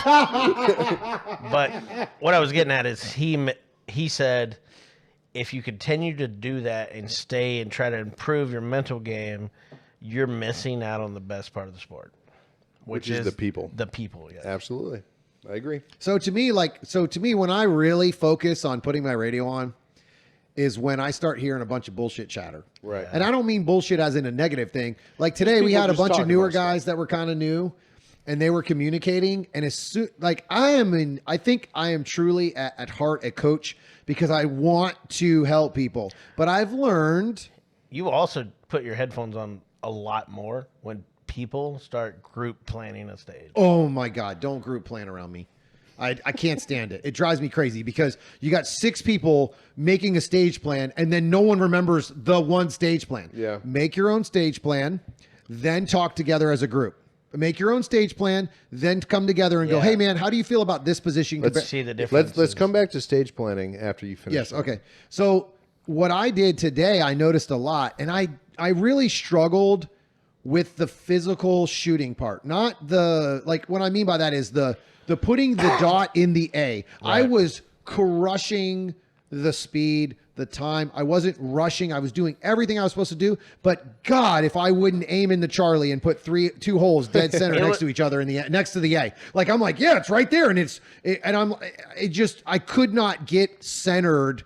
Like with my brain, it was just not there. And it wasn't because I was going too fast. I mean, I watched my videos from just a few videos and I'm like, oh, look how slow that is. Right. And I know I could have gone faster, but I was in great match mode. Everything was money today. I mean, physically I wasn't. I think some of that, I realized that the pain I'm going through today, or the back injury, came from shooting, because it was specific exits that I did that I was like, yep, that's how I hurt myself, that I didn't know I was doing that because I wasn't stretching or anything. So just now I figured out what your problem was. Well, before that, if there's a physical therapist listening to this, please, we all for the have love back of God, pain. So help if you him. can fix us, I'm tired of his excuses. Oh God, get out of here! Anyway, I lost it, so dude. Trace, this is I what think you were Trace doing. won, right? Yeah, Trace shot Trace an Decker, amazing God, he's so match good. today, or yesterday. He shot 214 alphas, 45 Charlies, and 3 deltas. Yeah. Crushed it. Great So, match. Your problem, right? You still maintain the speed. wait, who's the coach here? I'm just saying. I'm just we kidding, shoot Tim. with Tom a I'm lot just kidding. that we can analyze or be critical We on can him. analyze Tom. Analyze Tom. Yes. I'm double plugged. I'm safe. No. So what it was, and when I say this, I'm going to give an example of a certain stage, and it's going to make sense, right? So you were shooting the stage plan and putting your dot subconsciously. Here's why I say this. On the stage that had the left side draw, I already know where he's coming with this. the left side draw, you go through the port, and then you come over. He shot the open paper, 1 steel. The smoke was in his way. He fired 1, missed the steel, went to the open paper. Do you remember that stage? I think it's stage 6. No, it's like 7 or 8. 7. No, it was 7. Stage Yeah. 7 with the 2 poppers on the right. Yes. How bad was the sun on that stage for you? Okay, so going back to the beginning of the podcast, that's the one I did not walk. Right, and I right. watched people walk. Right. It was only 2 targets into the port. I think there were 6 targets total, starting from the left or right, working your way left. When I got to left, it was like someone was shining a flashlight through my glass on my dot. Did you shoot left to right or right to left? Left to right. So I Okay. did the close or far close and then port right to left. Where'd you reload at? Going to the port. So your first position to the port, you reloaded. Correct. That's the same plan I had, except for I shot that array differently. You're Bring welcome. back to the plans that we need to talk about. You're welcome, John. You didn't tell me about That's the one I gave you. that. No. Okay, I walked be this quiet. stage. Go on, John. Anyways. But yeah, it was like someone was shining a flashlight through my window, and with the bullet, the powder residue and everything, it was just all sparkly. I had no idea. I couldn't see a dot, so I threw 2. I didn't throw 2. I was aimed at the target. Right. I shot 2, aimed at the other target. Shot Now that's 2. for the far ones. No, that was the 2 left ones. The 2 closer ones. Okay. Yeah, so it was a hardcover and maybe a 10, So you could see 7, the 10. far ones though. I could see the Okay. far ones fine. Okay. I ended up with 2 Alpha Charlie on there, which I was happy with considering I had no. They were far too. No the doubt. far ones were pretty far. They were 20, Yeah. 25 yards easy. Yep. Right. So that stage, I shot at that point I was pissed off because what is this for you? Stage 4. This is So our like fourth We went 4, stage. 5, Yeah, 6, that 7, was your third fourth stage. sta- fourth- No, 4, four, 5, 6, 7, third stage. Public- Third stage. public yeah. math. Sorry, what, am I right? Fourth stage, Yeah, because we have it to was your shoot 4th 4. stage. Okay, 4 stage. Yeah. So we shoot that. I was pissed off because the stage before that, I shot that stage. Okay. Like I lost my first 3 stages to Trace by 0.10. Really pissed off. Like I was just irritated. No, let me Right. rephrase that. One of the stages before that, I lost to him by an entire hit factor. I think it was, but the other 2. I had lost by 0.10 hit factor, which is very irritating when you know what it is, right? Because it wasn't speed. It was, I couldn't put the target, the damn dot where I wanted it. Right. So I go to that stage and I'm like, all right, I'm going to rip this draw. I'm going to this is to me, the draw for me, especially. Draw close or draw far? I drew close. And I'm Okay. going to show you, I'll tell you why. I needed that I needed that switch to like, let's go, motherfucker. Right? Like, I'm gonna have to beep that out now. No, you sounded exactly like Joe Rogan right So there. I was like, I need to go. Like, I'm gonna rip this draw. Like, it's on right now. This is my stage. Everything's gonna change from this stage on, and it did. There's something about a draw for me, dude, that if you let me draw on a close target, it changes my mindset. I don't know why, but I think it's just that aggressive, nasty feeling you get from a close target that you can rip. Oh, I know what it was. I asked her, whoever it was that was ROing me. Oh, you know your draw time? Yeah, I think it was a 0.75 or 0.76. What did we say? Stage 7? Stage 7. You can keep talking while I look it up. So I shoot that on the draw. Then I shoot, what was it? 0.76.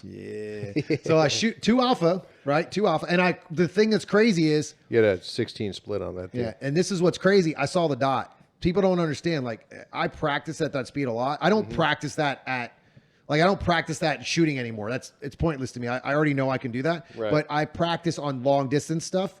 If I'm shooting a 1.2 or 1.15 or a 1.12 at 25 yards and getting an alpha, then when you get to that 0.76, you're seeing the dot at 0.76, right, at that speed. Yep. So I shoot that.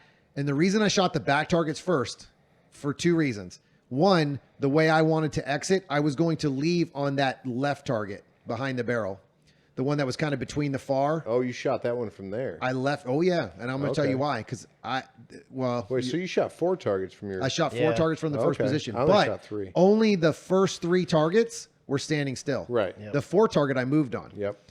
So I shot that first target, and the reason I shot that first was I wanted a fast draw, but I didn't want the smoke for the long distance shots. Yeah, that If makes I would have shot the back target first, all 4 targets would have been covered in smoke. Because the guy before, not Sam, but there was a guy before him that I was like, actually it was Donovan. Yeah. Donovan. I looked at Donovan, I said, did you see any of that? Like, and he's left-handed, so he finished there. So his plan was to shoot that inside target, then the back 2, and then I was like, he goes, bro, I just put the dot in the middle of the shape. Right. Right. He ended up with Alpha Charlie or 2 Alpha, whatever it was. But he was just like, yeah, bro, I just put the dot in the middle and just hoped it was on. Because you couldn't see it, or you're going to stand there for 3 minutes waiting for the smoke to clear. Because it just kind of, even though the wind's blowing, it just kind of sits on you. No, it did, because I was watching the PCC shooters with their comps, and there's just a billow It just of sits up there. smoke above them. So I reloaded on that stage, shot the port. And the reason why is because my very next position was to shoot the open paper steel and then that hardcover and then finish on the far right.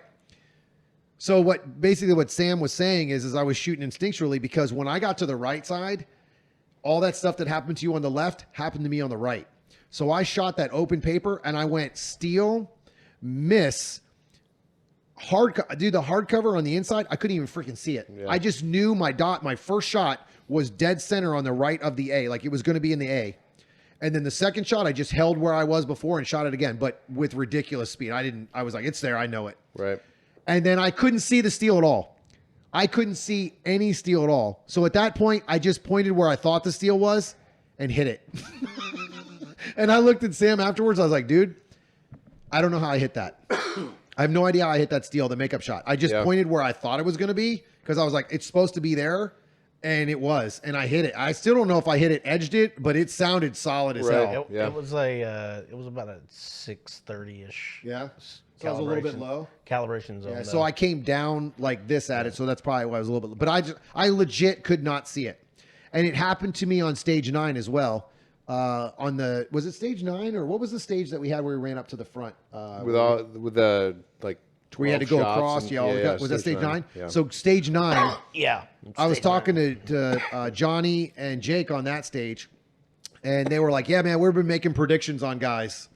Like, you know what? And I was like, I don't want to know. Like, don't tell me what you think mine is, right? Because they're friends. I like those guys. So I had a feeling they probably had some. He's like, yeah, we're making side bets. Right. So I got on that stage, and that was another stage that after I shot the left one, I was like, I'm gonna rip this, because this is my type of shooting, like moving and shooting. Yep. I can run and shoot on everything. So at that point, my accuracy had kind of come back a little bit. Like, I kind of felt like I was starting to hit alphas again, and I get on that stage and I rip that stage. I mean, dude, I'm crushing that stage for a 9.5 to 10 second pace. That's open times. I shoot 4 Charlies, and 1 delta. Except I get to the front and I start shooting everything. I go steel, steel, paper, paper, paper. I go to that piece of steel, gone. You can't see, dude, there's 12 shots. I mean, I had already shot like 8 shots in that window. Right. Gone. I'm pop. Shit. Go to the paper and then I come back and hit it. I just threw one at it and hit it the last one. Yeah. And so then he comes back and the guy, RO, looks at me. He goes, damn, dude, 12 seconds. I'm like, motherfucker. Like, I know that is a 10-second stage. Mm-hmm. That stage, I had a, what was it? 11.0242. I redid the math on that. If I take those 2 seconds off, that's a 13 hit factor. Yeah. So you were, just looking at the top guys, you were 1/100th slower than the guy that won it. I took 2nd overall in that stage You in took carry optics. 4th in carry optics. 4th on that overall in stage. carry optics. Yeah. So frustrating. Like, that's the stage win all day long. Absolutely. And all match. Because you were All match, I was right there on every stage except for one. I only had one stage that really cost me that I got beat by an entire hit factor by the time I was done scoring it, or they scored it. Actually, I think it was 2 because stage 1, man. I actually know I was in the top 5, I think, on stage 2 as well, or stage 1. But every stage today was right there, every stage. So that's probably the most frustrating part about the loss today. Wasn't that I lost, it was that I was right there on every single stage. And I just couldn't shoot like myself on any in particular stage. I always had something that was just like, oh, no, this is not you today, dude. You know, it's not your turn. Yeah. You know, it's not your turn, dude. You're just, the stars aren't lining up. Yep. And Yeah. just, Looking at practice score, you know how they have the bar graph? Yeah.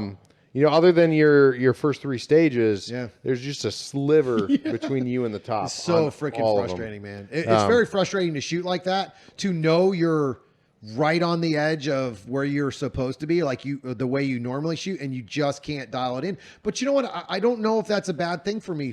You know what? I win a lot. I win a lot of matches, but this just motivates the shit out of me. Yeah. Right? Losses and failure and mistakes. And maybe it's good because Yeah. Nationals is what, 3 weeks away? And So actually, now I you was got a talking little to bit of anger. I was talking to Sean Griffith today afterwards, and he did not have a good match. And he's he took 4th last year in carry optics. And I was talking to him a little bit, and he was just like, I was kind of like, we were talking about our match, and he kind of a rough match too. And he was like, I was like, bro, I hate saying this about matches because, you know, I don't want to demean somebody who, you know, treats these matches like they're big matches, because they're great. They're really big matches. They're good. But I was like, all I care about is nationals now at this point in my shooting career. Mm-hmm. And he was like, yeah, man, I'm the same way. So like I don't want to say we use these as practices because they're not. You're shooting match level. Right. But at the end of the day, we're like guys like it's a him, match mode practice. right? Guys like him, guys like me, guys like Trace, guys that are winning these matches, you know, Nils, all these great shooters. Some of these matches don't really matter. You're kind of just getting some. You're trying to test out what you've been working on at home. Right. Like this, mm-hmm. I just wish I didn't have those 2 weeks off. That's the only frustrating part, is because it's like one of those like coulda, shoulda, woulda, or what would it have been? Right. You know, it just sucks because I practice a lot. Yeah. Or if you're even feeling 100% today, you know. Yeah, I don't want to blame my back for it, but I'll tell you, the worst part about today was that it was cold. Like, and it took 6 stages before I even decided to even take my shirt off. Like I didn't take my undershirt off until stage 9. Stage 9. Yeah. I should have probably. I was getting warm. Stage 8. And you didn't even have a heavy one on. No, it was very had a thin one. Yeah, it was very thin. And I said something about getting hot, and then Greg, you know, man checked me real quick about getting hot. Don't be a bitch. So I was like, all right, I'll keep it on. So I shot one more stage with it on. I was like, nope, I'm taking this off. It's too hot. So because I had the heavier one on. Mm-hmm. And when I started feeling like sweat like on my back, and I was like, yeah, this is coming off. I'm done with this. Because the other thing is there would be times where, and when we got into 7 and 8 area that was really shaded, we had never been in the sun. Right. At that point, the whole match. Mm-hmm. So it was like little patches of asphalt that have like the sun come through. I'm standing in the one crack, like, yeah, give me some sun. So luckily we started on the other side of the hill. You guys had sun so most once of the time. The sun came up above the tree line, Me and Greg were just standing back in the sun. Did just you to have warm up. anything other than the 7, that deeper area? Did you have any sun issues in the morning? Honestly, it was only stage. What did I say? 7. Yeah, 7. Stage 7 was the only. So only that's issue. really funny because before this match, we had guys telling us, "Oh man, if you start on 1 Yeah, through 4, 10 o'clock, you can't you see know, anything." yeah. And I was like, "All right, I don't know how true that is. That's not my match. No, The range, their range." I had to turn my dot up. Stage 8, I think I had sun issues, but that's because I didn't actually, when I made ready, look at my dot. So after that, I turned it up a little bit, and it was fine. This is the most I've ever touched my dot at a match. Yeah, I know. Yeah. It was up and down. I all usually the time. set my dot, and I always check it. So just so to clarify to everybody, I always check it. But man, I was like every stage, I was like, and actually, this is a great. I'm glad that came up It's a good segue. because Sam. Well, I didn't even know we were going to talk about this, so it is a perfect. It was on the segue. list. Was it on the list? not on the I list. don't. It's not on the list. We never Yes, talked it about is. the dot. Yes, it is. All right, hold on, guys. I just have to prove Sam wrong. You proved me Hold wrong. on, let's I see. wrote Here the it is, dang Sam. list. But He goes, Go- I wrote the list. going into this segue, I think a lot of the clubs and Florida in general, it's flat. There's not a lot of tall trees. So almost every match we shoot at, there's a stage with a direct sunlight right in your face. So I think we might be a little bit more used to it than a Yeah. lot of people, especially if you shoot like here. It's a lot more dense, right? The woods and stuff. We don't know what shade is in Florida. No. Well, there was a ton of in and out shade issues. Yeah. Yeah. Like yeah, that's some what of the I'm state, like especially for us when we started kind of in the shaded area. Sam actually The- walked the up key- on no, was it our huh? last stage. You Yes. asked about the dot. You did. I think did. it was our last stage. No, it was the second to last. Wait, hold on. You never answered. Was the dot in the notes? Yeah, but it wasn't what we talked about. Okay. Yeah, he it just was. mentioned. It is. Hold Yeah, on. that All was right, the I'm going to context. tell you exactly what it says. The context. Shaded sunny stage with a dot. Wow, that sounds a whole lot like what we're about to Shut talk your about. whore mouth. So, from what I learned So the today, guy who can't reach the floor was correct. Yes. That's all I- Look at his feet. Hobbit, If you're not watching this on YouTube, pull Sam up to has YouTube Frodo legs. and find whatever minute this is and just look at his If you feet. try to cross your legs, do they touch? Does one leg reach the other? shut up, Wingspan. So Sam has a welcome peg back, leg Matt. with a fish in it. Yeah. Welcome back, Matt. Yeah. No, so what was going on was, and actually I was really proud of Sam about doing this because this is the thing. You don't want to talk to the RO a whole bunch because it kind of distracts you. But Sam walked up to the RO and said, "Hey, listen, man, can I take a step over here to the right before I go up to my actual position just to check my dot real quick?" And it was, I don't know, I'd say it was 2 to 3 steps away from his Right, start yeah, position. right. It was over the 1 step. And the RO was like, absolutely no problem. Obviously, wait till make ready. But he was like, yeah, no. Now, Sam was up. So it wasn't like he asked this way before. Right. He was getting ready to come up. So the RO said, yeah, no problem, man. Not a problem. So he walked over, and Sam literally took, I think, a step, maybe 1.5 steps away from his start position. And he said, I just want to check my dot so I can see what it's going to be like in the shade or the sun. sun, I think it yeah. was in the sun. Right. And he said, no problem. He checks his dot. Everything was good to go. I did the same Wish thing. I would have but learned I that the stayed- stage before, though. Yeah. Did you have a problem with it before? Yeah, with the double swingers. Oh, Oh, you didn't The- have it turned up enough? No, dude, the whole left-hand dude. side of the stage was good, right? Shot all Because those. it was in the shade. you know It what's was in the funny? shade. Oh, it was in the shade. Because I was watching your video. The left swinger, you can clearly see it. The right swinger, it really blended in with the background. Yeah. Yeah, Because the so- sun, the way the Well, sun and was the shining and the on it. ground there is reddish. Yeah. Right. So So inexperienced. it blends in with the red. It so is the target reddish. When you dim your target or dim your dot, it almost blends in with the target. No, it doesn't blend in. It disappears. Yeah. Well, if you have it turned down that low, yes, but if Right, you have yeah. it kind of in that mid So- range where it's just below the brightness that you should be shooting. So for the inexperienced, do what I did on the stage after I messed up, right? And ask the RO to make sure your dot's good because the start position that I was going to do was completely shaded. As soon as I hit the sun, nothing. And I Yeah. shot. So when in doubt, turn the dot up extra. Yeah. It sucks because I personally don't like a super bright dot, but nothing worse than running up to a stage or running to a target and not having a dot. And, Dude, that's what I'm saying. Especially if you're relatively new. Yes. You don't know if you don't have the dot or if the dot's just outside the window. Very right? true. Yeah, I've only Very been true. shooting carry optics since July. Yeah. Yes, very true. Oh, so I think we haven't talked about that before, but and I'll go back to this subject.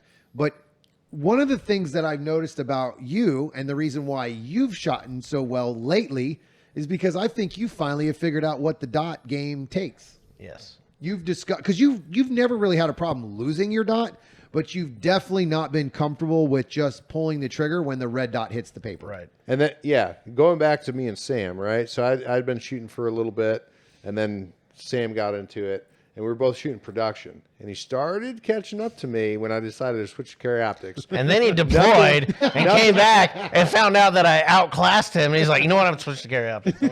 No, I switched to carry optics before I deployed. Me too. I had my actual slide cut in like February. And then he switched to carry optics once he, reached his short-term goal in production. Yep. But I still had that little bit of advantage on him because I've been shooting carry optics a little bit longer. Took a JJ class first match, whooped him. Me?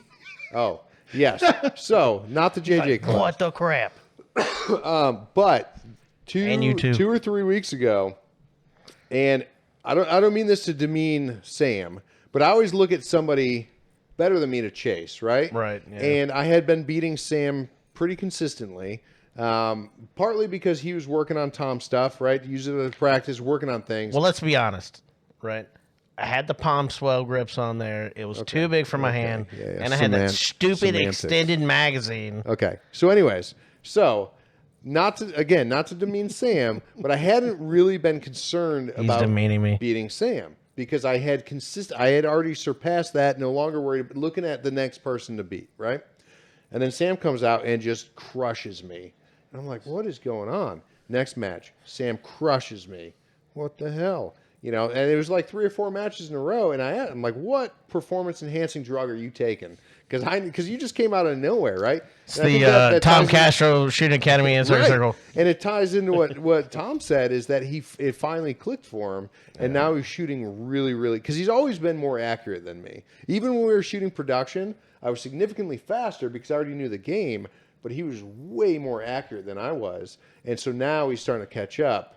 So then I got to start, So I actually really enjoy this because I don't have. You don't have a buddy to battle with. Well, I don't have day. a favorite. I like if you. One thing I don't like. You don't have any favorite kids? Well, how do you pick some? I really It's dislike. definitely not you, Matt. He is not battling I you. won't go there. One thing I really hate is watching my students, and especially these two guys, because they're really good friends of mine, and we see each other every week. We hang out every week. I hate watching these guys beat up on each other, like in matches, like going, oh fuck, either Sam's gonna win or John's gonna win. Oh shit, John's gonna win or Sam's gonna win. So it's like having two really good friends, and you're like, all right, I don't root for anybody. I just want both of them to do well. But as a coach, you should be proud. I am, and that's why I like this. And here it is. Because I'm like, both of you are growing at the same time, and honestly at the same speed. But we're pushing each other to become better. Right. And this is a perfect segue into what I wanted to talk about before, is stage planning. You mentioned earlier that I didn't walk with you on stages. Right. And I didn't necessarily do that intentionally. We just happened to go separate ways. You had a lot of people to talk to, whatever. We just ended up walking separately. And then you and Greg and Sam went back after me and Matt came here to chill out for a little while, and came back and Greg was like, oh, we saw all of these things, right? So today, I didn't necessarily want to change my stage plan because I already had it set, but I was curious of what he saw. And a lot of it wasn't big picture stage plan. A lot of it was a different order. Micro adjustments. It's called efficiency. I said to Greg, this is a really good statement for Tom because we had essentially came up on our own with the stage plan that you came up with. Little micro adjustments here. For example, one stage, we were going to go straight across. You did a little bit of an arc, so you could see, just little things like that, little details. But it made me feel good that I'm progressing in my ability to come up with my own stage plan and not just follow the GM on the squad. Yeah. Right. So that just props to you. Well, that's what I want. Like, I think that's something that I really preach a lot, is that I want you to.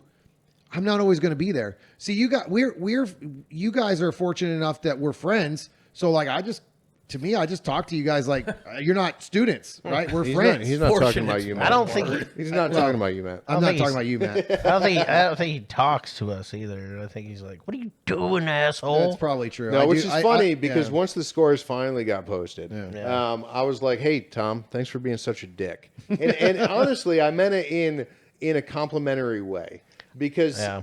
that's my learning style. I don't need somebody to hold my hand. I need somebody to say, "What are you doing? What were you thinking there?" So- and not only just ask the question, but say, "This is a different way to think, through it." And it's not like every match we shoot, you pull me off to the side Yeah. afterwards. And I don't have to. It's just a little thing here Yeah, and micro there tweaking. that either I missed or wasn't thinking about or wasn't focusing on. Like, hey, you need to take your time on this target because my shooting style, my shooting level, all that stuff. Hey, slow down on that target. Yeah. And probably wasn't thinking about that at all. But I get to that target and like, okay, slow down, settle, get my hits, move on. And it's just those little things Honestly, though, continue to build. our next step is to start pushing speed again. Yeah, at this after point that. now, at this Now point, that we're in After- B class, after nationals. yeah, Yeah, at this yeah, point, right. at this point, it's going to be you're going to suck again.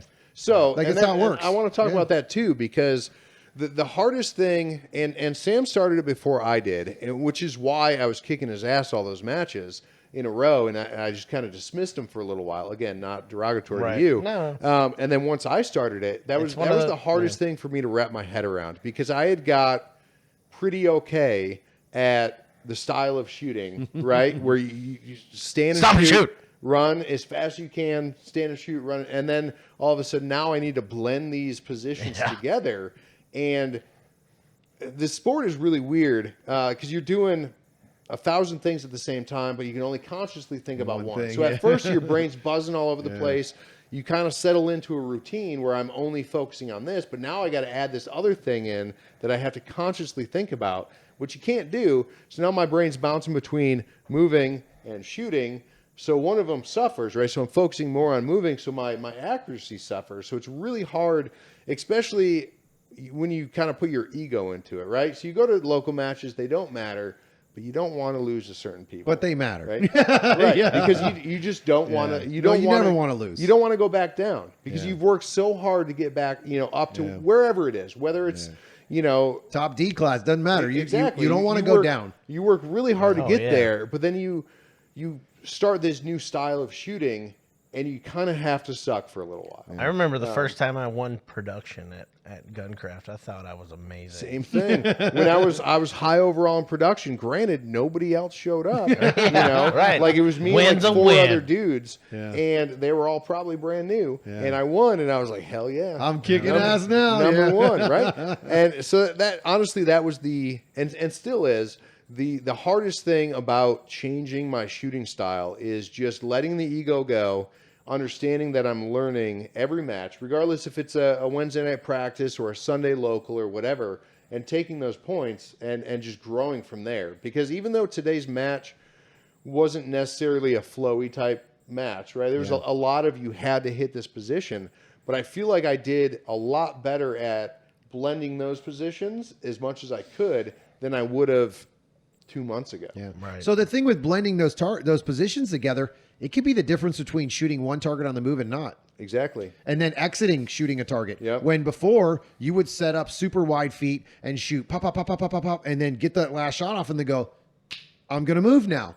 And Yep. then turn and run. Instead, now it's like, all right, cool. I'm going to leave on that last one. Before I even start shooting, I'm going to start making my momentum. And that's one of the things that I couldn't comprehend because when I think of shooting on the move, it's moving the whole time. Exactly. But It's not. in reality, and you pointed out a couple of times, when you got an array of 3 targets, don't leave until your last shot. Yeah. And especially backing out. Because Yes. what happens, you end up sweeping that into a mic. Yep. You would always sweep into a mic or a really bad delta. Yep. Like an inexcusable delta, right? And as soon as I realized that moving doesn't have to be moving the entire like you don't need to gain time. 20 feet. Right. And it's just those just that little bit. And then obviously as I get better, it'll become more.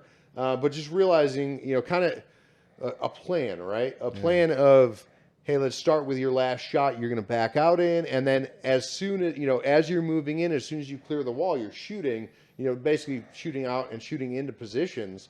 And then once you get that down, then you start doing a little bit more. Once your skill level gets higher, I think that was hard for me to understand at first. And then once I understood that it's not a stop this, start this. There's a transition into it. So now at this point, and actually that's why I said, and I think I told you this before this match, the problem that you're running into now is your pace, like your shooting pace. Yes. Yeah. And that's and that Did goes you back change that into- today at all, you think? Do you feel like you shot a little bit fast? And I what I did. mean by shoot faster, I guys, did. yeah, with John is John was stuck. He was stuck in training mode of movement. And what I mean Right. by that is John was learning how to shoot between steps and move and shoot. So what happens when you first start moving and shooting and you learn, you slow down how fast you are or how aggressive you are on the Yep. trigger. So if right? a 2-yard target or Yeah. a 15-yard target, same pace. Same pace. And it You're- yes. wasn't a quick pace. Yeah. It was the It was 15-yard pop, pace. dot not settles the, pop, yeah, dot settles it- pop, Yeah. dot It was the settles pop. distance Yeah. pace, not the the close pace. And what happens there? What happens there is you're so focused on accuracy because you're throwing deltas and mics when you Right. first learn how to Yep. move and shoot fast. So when you start, so what you do is you start changing your pace of your feet, and which slows you down. So it's kind of a weird process. And it's something that luckily I never really had to go through the slowing down part because I just forced my way through, like go as fast as you can until you get this right. But it took me 2.5 years and I'm still struggling, still fixing it, right? I miss steel on the move all the time today. But it was one of those things where I was like, John, focus on, you're going to have to pick your pace up eventually with your gun and start trusting that the dot doesn't have to completely stop. And so I'm really interested. Did you see that today at all, or did you change that at all? Yes Did you and stay no. aggressive on it, or so, no? So it kind of just depended on the stage. Yeah. So because obviously it's a major, And there was a lot of stopping. I want to win, right? So so a lot of it had to do with wanting to win, Yeah. right? So I kind of went back to my old shooting style in a way. Yeah. But it was kind of it was really a weird mix of the run and stop and shoot and blending it. So where Yeah. I felt, and we talked about this at a local, a couple months ago, but where I felt confident in my ability to move on it, I moved. Yeah. If I didn't feel confident on it, I stayed and shot. Stayed and shot. And that's one of the things that a few months ago you wanted me to back out on a target. It was probably a 10-yard. Yeah. It had a no shoot on it maybe. I was like, no, I'm not going to do that at a match Yeah. because I don't dry fire that. I don't Yeah. I don't practice that as much as I should to be comfortable with it. And that's that brought back the who cares? It's a practice. Yeah. Maybe you do it, maybe you don't. But then it gives you something to practice in practice later. What if you needed that? I'll give you an example of why I think you should do that and your practice, especially. I don't mean John, everybody. What if you need that to win the match? Yes. What if there's a stage that you walk up on Yes. and you happen to look at your scores and you go, if I get that extra second by backing out on that no shoot, that wins the match. Yes. So And that's what for Matt, for example. Matt shot phenomenal today, and I was 100% confident he won B class going to stage 10. And talking to him before he shot, I said, "Don't shoot this cautiously, Right, don't take it because easy. Who knows how far ahead? I mean, you don't are. shoot crazy, obviously. Right. But So- shoot but- smart. Be smart. Yeah, Go for it. Don't shoot this extra cautious, extra slow, just trying to keep your win, Yeah. right? And he ended up winning by a pretty good margin. But you don't know that. But you don't know that. And they So- did not have updated scores. Right. At all. So go in stage 10 the same way you did, after you're warmed up, maybe not stage 1 or 2 where you're just trying not to lose the match right off the bat because you're cold, whatever. But 4, 5, 6 in the middle of the match where you're warm, you're feeling good, go in like that because and for me mentally, before I said anything to him, we got to stage 9 and I was like, man, I'm hungry. I'm tired. My back hurts, and I kind of went in, for a moment, I went into that downhill mode where I was like, all right, I didn't feel like I was shooting that good, so I'm probably not going to win this. I'm ready for lunch. And then, as I was standing, and it was nice because we didn't have to paste, so I could go through this thought process undisturbed. And I was like, what are you doing? You got 2 stages left. Yeah. Like, let's go. Let's finish out strong in these last 2 stages. I don't know offhand how well I did, but I had to talk myself back into not quitting the match the 8th stage out of the 10 stages. So Matt, following up with what John just said there, did you feel like, or did you know that you won? How did you know you won No, B? dude, I mean, for all I knew, I was 100 points behind. I didn't care. Okay. Shot my game. So then why Stuck did to the he talk plan. to you on 10? Did you start to feel like you needed to slow No, down at all? I or think you it was just gave like, him the, hey, don't let off? It's the Just last stage. Just keep doing what you've Just been a doing quick all pat. day. He Don't- didn't do anything to show. Okay, I good. mean, I know Matt. Yeah. I know Matt, and I Yeah. know how Matt is. Yeah. So I didn't want to bother him too much. I think there was still another squad shooting, so we hadn't even Okay, got our yeah. stage brief yet. I got you. But I wanted just to put, So you said this before Motiv- you even got on the stage. Yep. Yeah. So that was probably the perfect time. Yeah, just a because quick- it gave him a quick chance to motivation. process Yeah. that information and be like, all right, he's right. Like, I'm not going to, I know a pace I need to stay at, right? Kind of thing. So he had an opportunity there because that's the thing. You don't know. It could have been the last stage. And I could have been. prefer not knowing. Yeah. Because it would piss me off to knowing if I didn't do this thing or I did this one thing. No, it's just going to come down to the end and we're going to see it. But And you have to push. Yeah. And that's absolutely. That's kind of a weird thing that I think I need to analyze about myself. So Doc Welt was analyze about myself. Doc Welt was a level 2. Double plug. And this was a level 2. And Professional. I pushed not necessarily shooting speed, moving speed.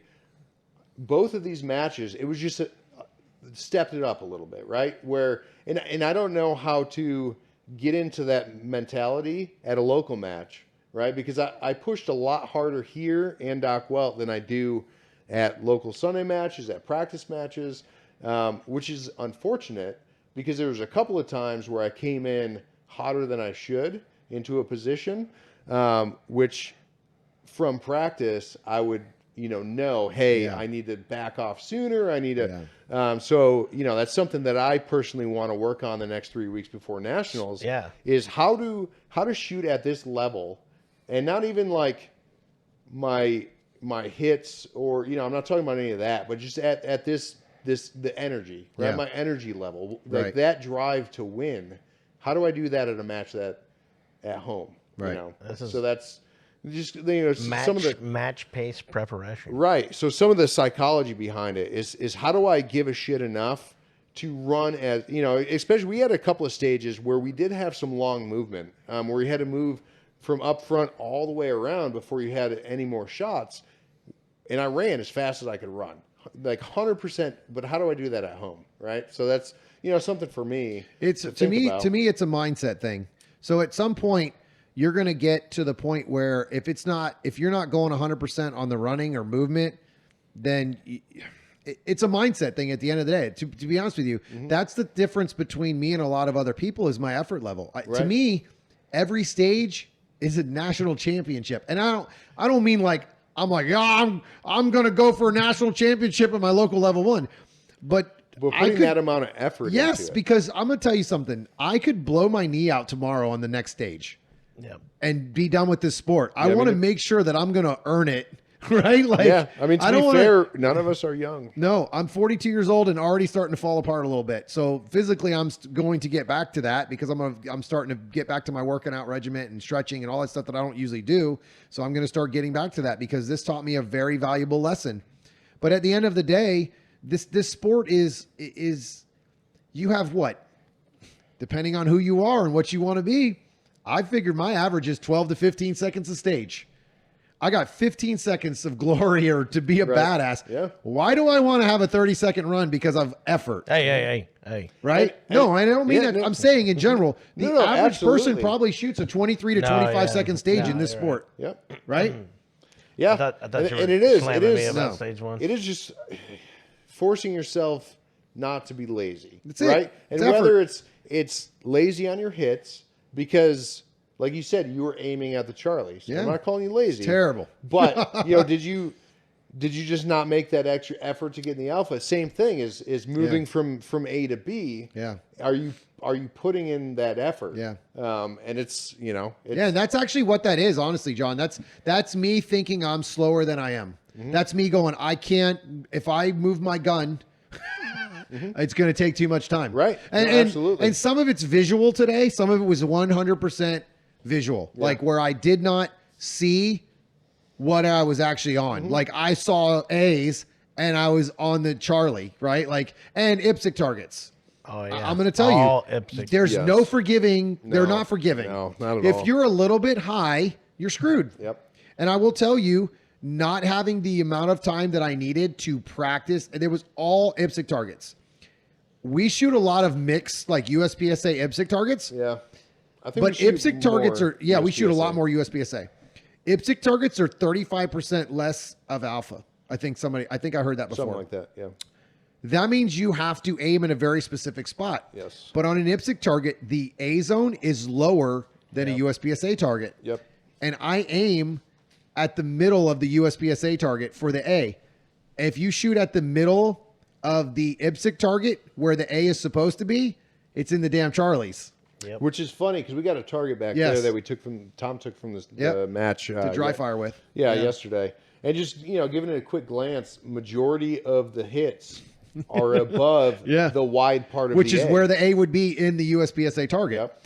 So again, not having the time. So we just didn't have to. I didn't have time to get out and really practice like I would have liked to, and kind of dial that stuff in. So that kind of goes into the next thing we were going to talk about, which is match prep. So I didn't really have a lot of match prep for this specific match because I Right. wasn't able to get out there with being injured. But what did you guys do for match prep? Did you get a lot of dry fire in? Did you practice actual stages? So Matt Kobe's dry fire I got a lot session. of dry fire in. Let me So tell here's you. my question, Matt. And I will tell you, so there's a lot of things that I think I'm going to bring up on this podcast that I don't usually bring up about Matt. That he doesn't, well, not just Matt. This is just in general. No. This is a positive. No, I'm good. Dude, Let's go. I think this is actually something that is very important. I think even for you to realize. This is the most prepared you've ever been for a match. So think about it. How long before this match did you make ammo? Oh, that's a good one. There. This is the first Couple time weeks. Matt 2 has weeks. ever made ammo before a match. Even locals, he makes the match ammo the night before, the morning sometimes, a couple days. This is the most prepared you've ever been for a match. And what's really funny, what happened the last time he won? One. He won the Florida Sectional. How is that? Oh yeah. So he won the Florida Sectional last year because In he mid had class. Let's just. all. It doesn't matter. Doesn't Still matter. a championship. Still a You're win. still B class. Because he had all of his ammo made early. He was prepared. His Didn't have to mindset worry was about right. it. Everything was set. So think about this. So you come to this match. You have all your ammo made. All you have to do is focus on shooting when you came here. Yeah, I don't disagree with that. That's huge, though, man. That No, needs to be a new system now. It definitely is. So I think you could have a huge breakthrough after this match if you just focus on those few things that don't have to do with shooting. To where when you go to the match, you're not worried about if your ammo is going to work, if you have enough ammo. Oh, the other thing that Matt Kobe has never, ever done, but he did it this time, he loaded all of his mags before the match. Oh fuck, dude, you got me on that. Also, Now, if I break that, that's some So, serious. but bad guess what? juju. But guess what you were able to do when you got to the range? Focus on shooting. Focus on walking those stages. You never had to think about That- reloading your Also, mags That's or an any of that. interesting dichotomy now. how many rounds did you bring? 600. How many did How you many say rounds do you were gonna usually bring? The bare minimum. There you go. So guys, this is huge. See, I wasn't going to bring it up because I don't ever want to make everybody think that I'm banging on Matt, but this is all huge breakthroughs right now on the podcast with a shooter. Right now you're seeing this breakthrough. So all of these things are adding up to a breakthrough in actual shooting. And none of those things that he did has anything to do with running a stage. No. Not one single thing. It alleviates the fact that you have one less thing to think about. There you go. No. Keep it simple, stupid. Yeah. Right? It kind of is. Keep it favorite- simple, your stupid. I mean, favorite there's man. some other stuff, but it was What, definitely. what do you was think the the other other stuff stuff? was? Tell everybody. They need to know this kind of stuff. Well, Did you tie your shoes no, today? I'm trying to think of how to word it. Did you tie your shoes today? I think. Well, how do you feel about all those changes that you made? Do you feel like that was a big part of your success this match? I mean, no, I really don't. But honestly, it was very helpful. Like, so then alleviate did the little make a things, get difference. the little shit out of your. I had other driving motivation. what was it? I am very driven by spite Of super seniors. So for me, it's kind of a more powerful. So I can't talk you had specific people you wanted to beat. Oh yeah, I had specific people. So that's something that I I've wanted to straight up to destroy B class, beat some other people, and it just kind of like that clicks for me on. So some you had a hit list. So level. I God, yeah. I talk about this. I have a thing that Yeah. I do on the Insider Circle. It's called Mindset Monday. And one of the videos I made, it's been a little while. Maybe I have to go back into that because I think that's a topic that really never goes away. Nope. But you have and I hate to say it's a hit list, but I think it's the perfect word for what we do absolutely. because we're competitive. Yeah.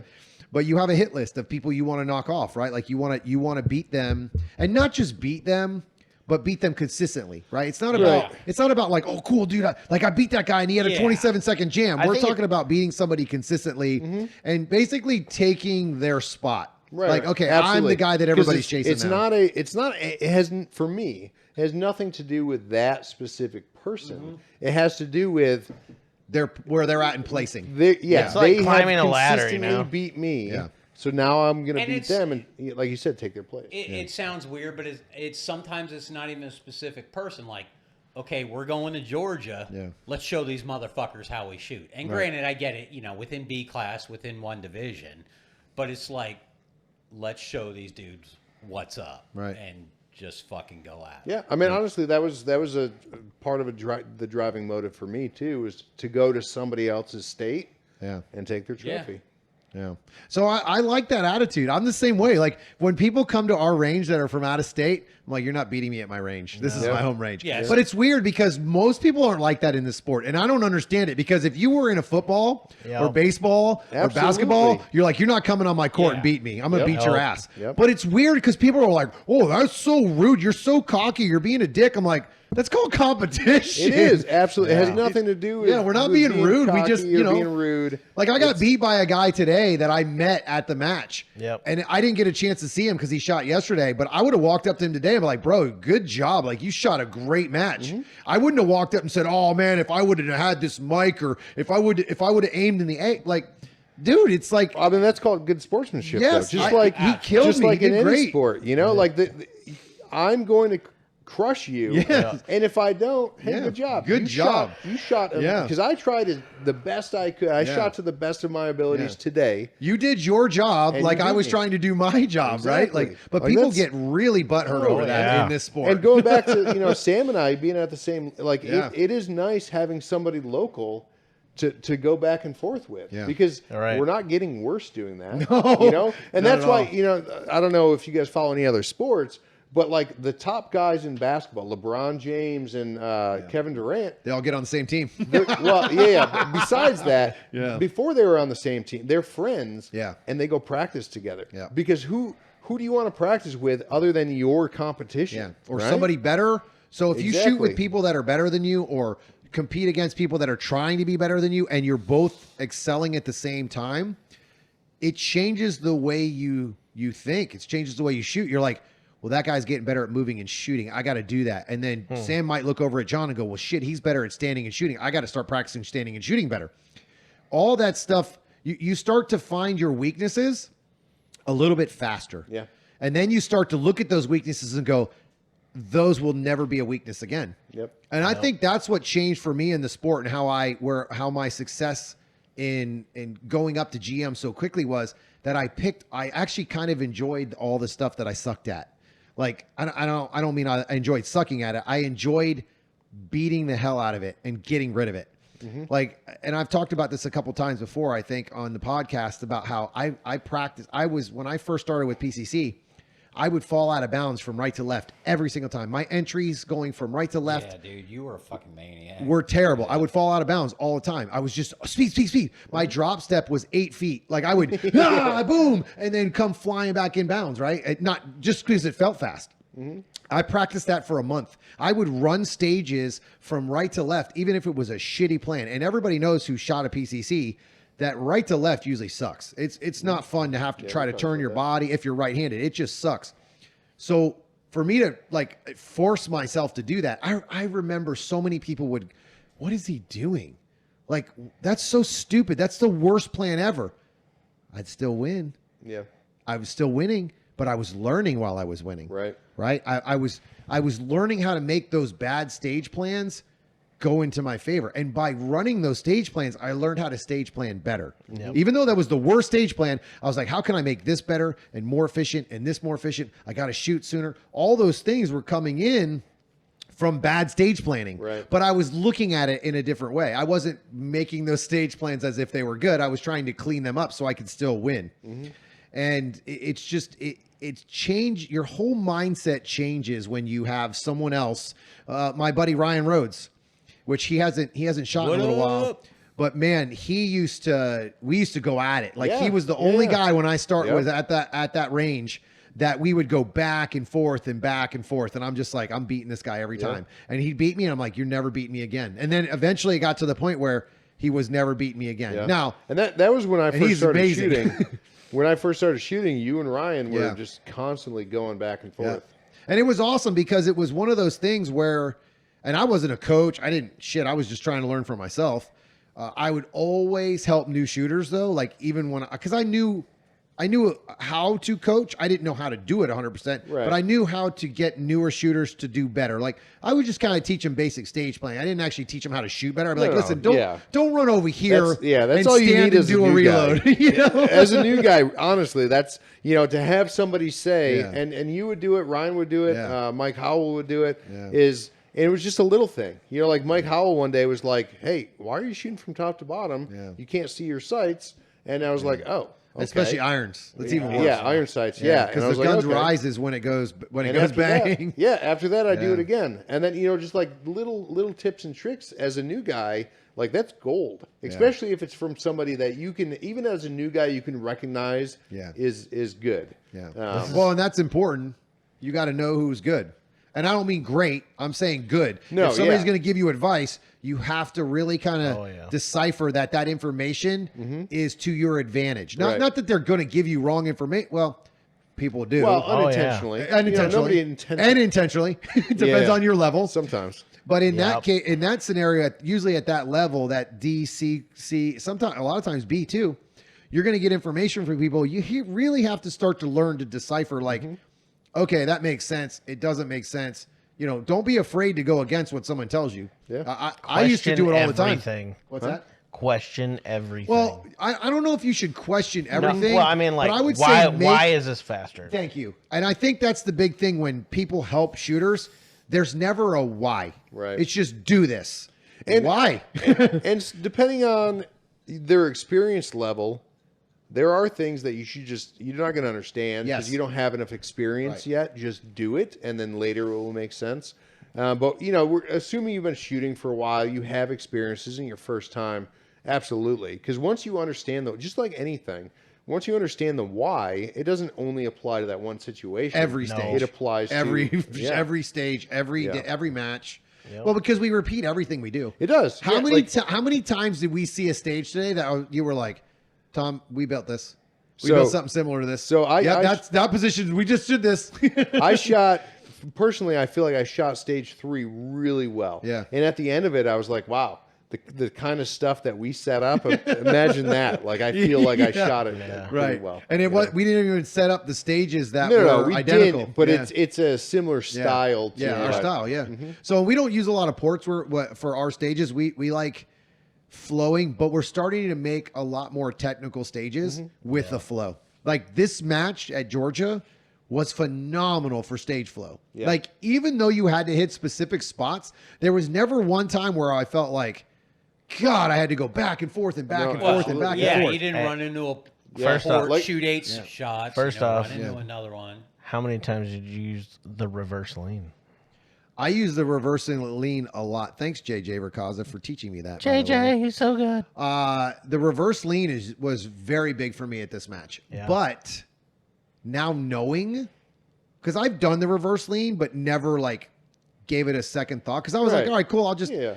I've never set up for it on purpose. It was kind of like one of those things where I'm like, all right, cool. I'm just going to lean a little harder. Or you go into a position, you're like, oh, I can't see this. And you Yeah. lean a little, oh, there it is. Right. But when I took the JJ class, I sat down and I was like, this could be used a lot more in my shooting. I think this is Yes. something that I need to start like really incorporating in my shooting. And it was funny because in the class, I think I was the only one that actually used it on that stage and then Without the instruction. without the instruction.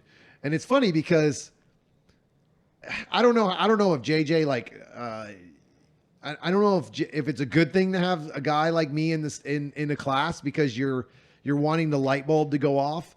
But then I went and it was like, oh yeah, he used it. Shit. Like I don't know Yeah. like how he took like how that goes as a coach. Or maybe not use, a high level guy as the guy for Right. your And I don't example. think I got to tell you, in our class it was kind of weird because JJ goes, who wants to go? Right. Well, bro, Yeah. I'm gonna go. Yeah. It's because Because you're I'm to there you're to there get shoot. yelled at. I don't want to say yelled at because JJ doesn't yell, but Right, I'm there but- for JJ to tell me you suck. Right? Right, Like that's what you exactly. go to a class for. If you go to a class to be successful, you're going to a class for the wrong reason. Yeah. You should go to a class to suck. Yeah. Right? Like, and I think I actually start my class off with that. In Yeah. Texas, Yeah. right? I think was you like- should have seen all their faces. He They was were like, like, forget what, "What?" you know. Yeah. Everything I'm going to teach you, you're going to suck at. Yeah. I truly believe And you that. should. Yeah. I truly Because believe you how are. else you gonna And if learn? you're really good at it, you're not going fast enough. Yes. Or you're at the wrong class. Yep. Because there are things that I teach that I know no one else teaches. And I know they might teach it, but they don't teach it the way I teach it. They Right. don't teach. And I tell everybody from the very beginning, if you're at the beginning of my class, you're going to go fast. There is no slow here. Like if you can stand and bang two alphas, let's go. Yeah. You can bang two alphas faster. I'm going to teach you how to do it faster, and I want you to gain confidence by the end of this match, this class. Right? By the end of day one, your brain is completely scrambled eggs. Like you're fried. Like you're like, holy shit, we just did like 14 drills. Right? And none of them I was good at. No, exactly. Exactly. And that's the thing. People, and I think that's a big misconception of, and I think that's another reason why and I don't want to say misconception, I think that's why a lot of people don't want to go to classes because they think, well, let me rephrase that. They think they're going to go to the class and instantly get better. Right. Right? Yeah. And that's kind of to go back to the learning a new style is you've worked really hard to get where you are, Yeah. and then you have to suck for a little Yeah, while suck to for a learn while. this new Yeah. thing. And But- that's really that- hard that- on yeah. the ego. that class in Texas surprised the crap out of me. Yeah. Yeah. Just from the very first drill, I was like, okay. How did it surprise you, Sam? Or what about it surprised you? We started with some warm up, and then we went straight into draws. Yep. Straight into draws. 13 people in the class. Yeah. 13 people in class. One person had over a 1 second draw. And I Yeah. was By like, the time we were done with draws, okay. every single student that I had, Okay. every single student I had except for one. Actually, I think there was two students there that had just ridiculously fast scoop draw kind of shit. But he couldn't hit the ace. Couldn't hit Right. anything. But So- then he did. I don't want to say I slowed him down, but I taught him visual patience. Like, look, man, you have that scoop draw is great, but what's the scoop draw do if you shoot two Charlies or Alpha Charlie or Charlie Delta on a target that, and the other thing is that I teach is when you learn something new, don't make it harder. Right. Don't start off with a 15-yard, 20-yard target. When you're learning a new drill, start off with 10 yards. And- 10 yards is money. That's What- the money hole right there to get better at. And one of the greatest things about him teaching the draw, he didn't change anybody's draw. Nobody's draw changed. I changed hand position. That That's was it. it. Same thing with you. Yeah. Dude, I didn't change your draw a bit. I changed hand position. That's all. So the thing is if my way is a way, not the way. Right. So what happens when you go into a class like that and I go, all right, man, I want you to grab this and do this and change that and change this. All that's it. It's over. By the numbers. Yeah. Yeah, that's it. One. It's over. So That's I had one guy who had he had kind of an odd like hitch in his like how he would Yes. draw like with his elbow. Right. I didn't change it at all because his draw was still around 1 second. Like he was over 1 second before I finished, got with him. And then each student, I went down the line and I was like, all right, you draw. And I just had I worked with one-on-one while the other guys were drawing one-on-one. And I was like, all right, cool. Just move your hand back just this much right here, straight up, straight down, and go. Well, and it was like, boom. And I would just stop everybody. I let everybody keep drawing. And I'd stop everybody. I go, give me some times. Boom, boom. And I'd make sure they got to that under that 1 second, because everybody has, and not just a 1 second draw, because I don't really give a shit about your 1 second draw. No. I care about 1 second alphas. Right. Absolutely. Right? Yep. I care about the accuracy as well, not just the speed. But everybody has a 1 second draw on them. Some of them were simply effort. Yes. It was that draw to get the gun out of the holster is where you make up your time. As you get to that last drop off to where your gun's actually driving into the target, that's the 10%. That's when you slow down. Right. And that's when you find your dot or your accuracy, and then trigger prep. That's where your speed comes back. If you're not on that trigger, you're not going to be able to pull the trigger quick. Yeah. Because at the end of the day, a draw is the shot. Right. Right? Yeah. It's the shot. It's not how fast I get the gun out. It's not how fast I get on target. Oh, yeah. It's when you pull the I damn can trigger. pull the gun out real quick. Yeah. I don't have to point it at Right. something specific. I just, you know, Yeah. it's like the cowboy shoot from the hip. Right. So at the end of the day, you want to make sure that alpha is there, but you have to see the sights. Because guess what follows up the first alpha? A second one. If you don't have the sights on the first one, you aren't going to have the sights on the second one. Yeah. That's just how it is. That's the same thing I teach in my moving drills. If you draw on the target and you're not on target when you leave, you're not going to be on target for the next piece of steel and the next piece of steel and the next. You're going to be fighting those sights the whole time. So get on target, then leave. Pull the trigger at the same time. All of a sudden, now the timing just happens naturally. Every time you take a step, it's pull the trigger, pull the trigger, pull the trigger. And then from there, the faster you move, the faster you pull the trigger, because your mind catches up. It's really a simple game when you know how to do it. Right. Right? When you know how to do it. I mean, you've been practicing now moving and shooting. You've been practicing moving and shooting with me. It's been 2 months, and look at where you're at. You're moving on shit all the time.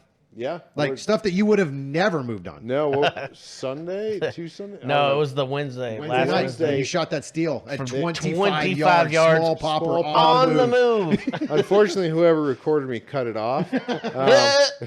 But yeah, like not even a question. Like I didn't even, because before, or if you're not sure, you shoot at it and you stay on it. On that one, I shot in transition. Yeah.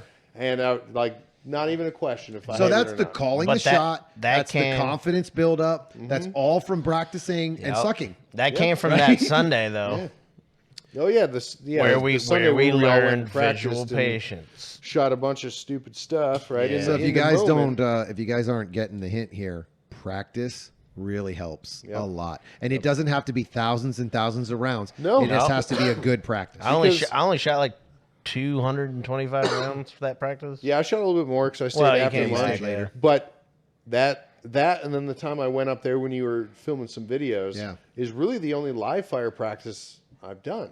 The rest of it's been in dry fire, and then local matches and So actually, practice matches. John came to one of my practices that I had that I was shooting videos for the Insider Circle. He's in the video.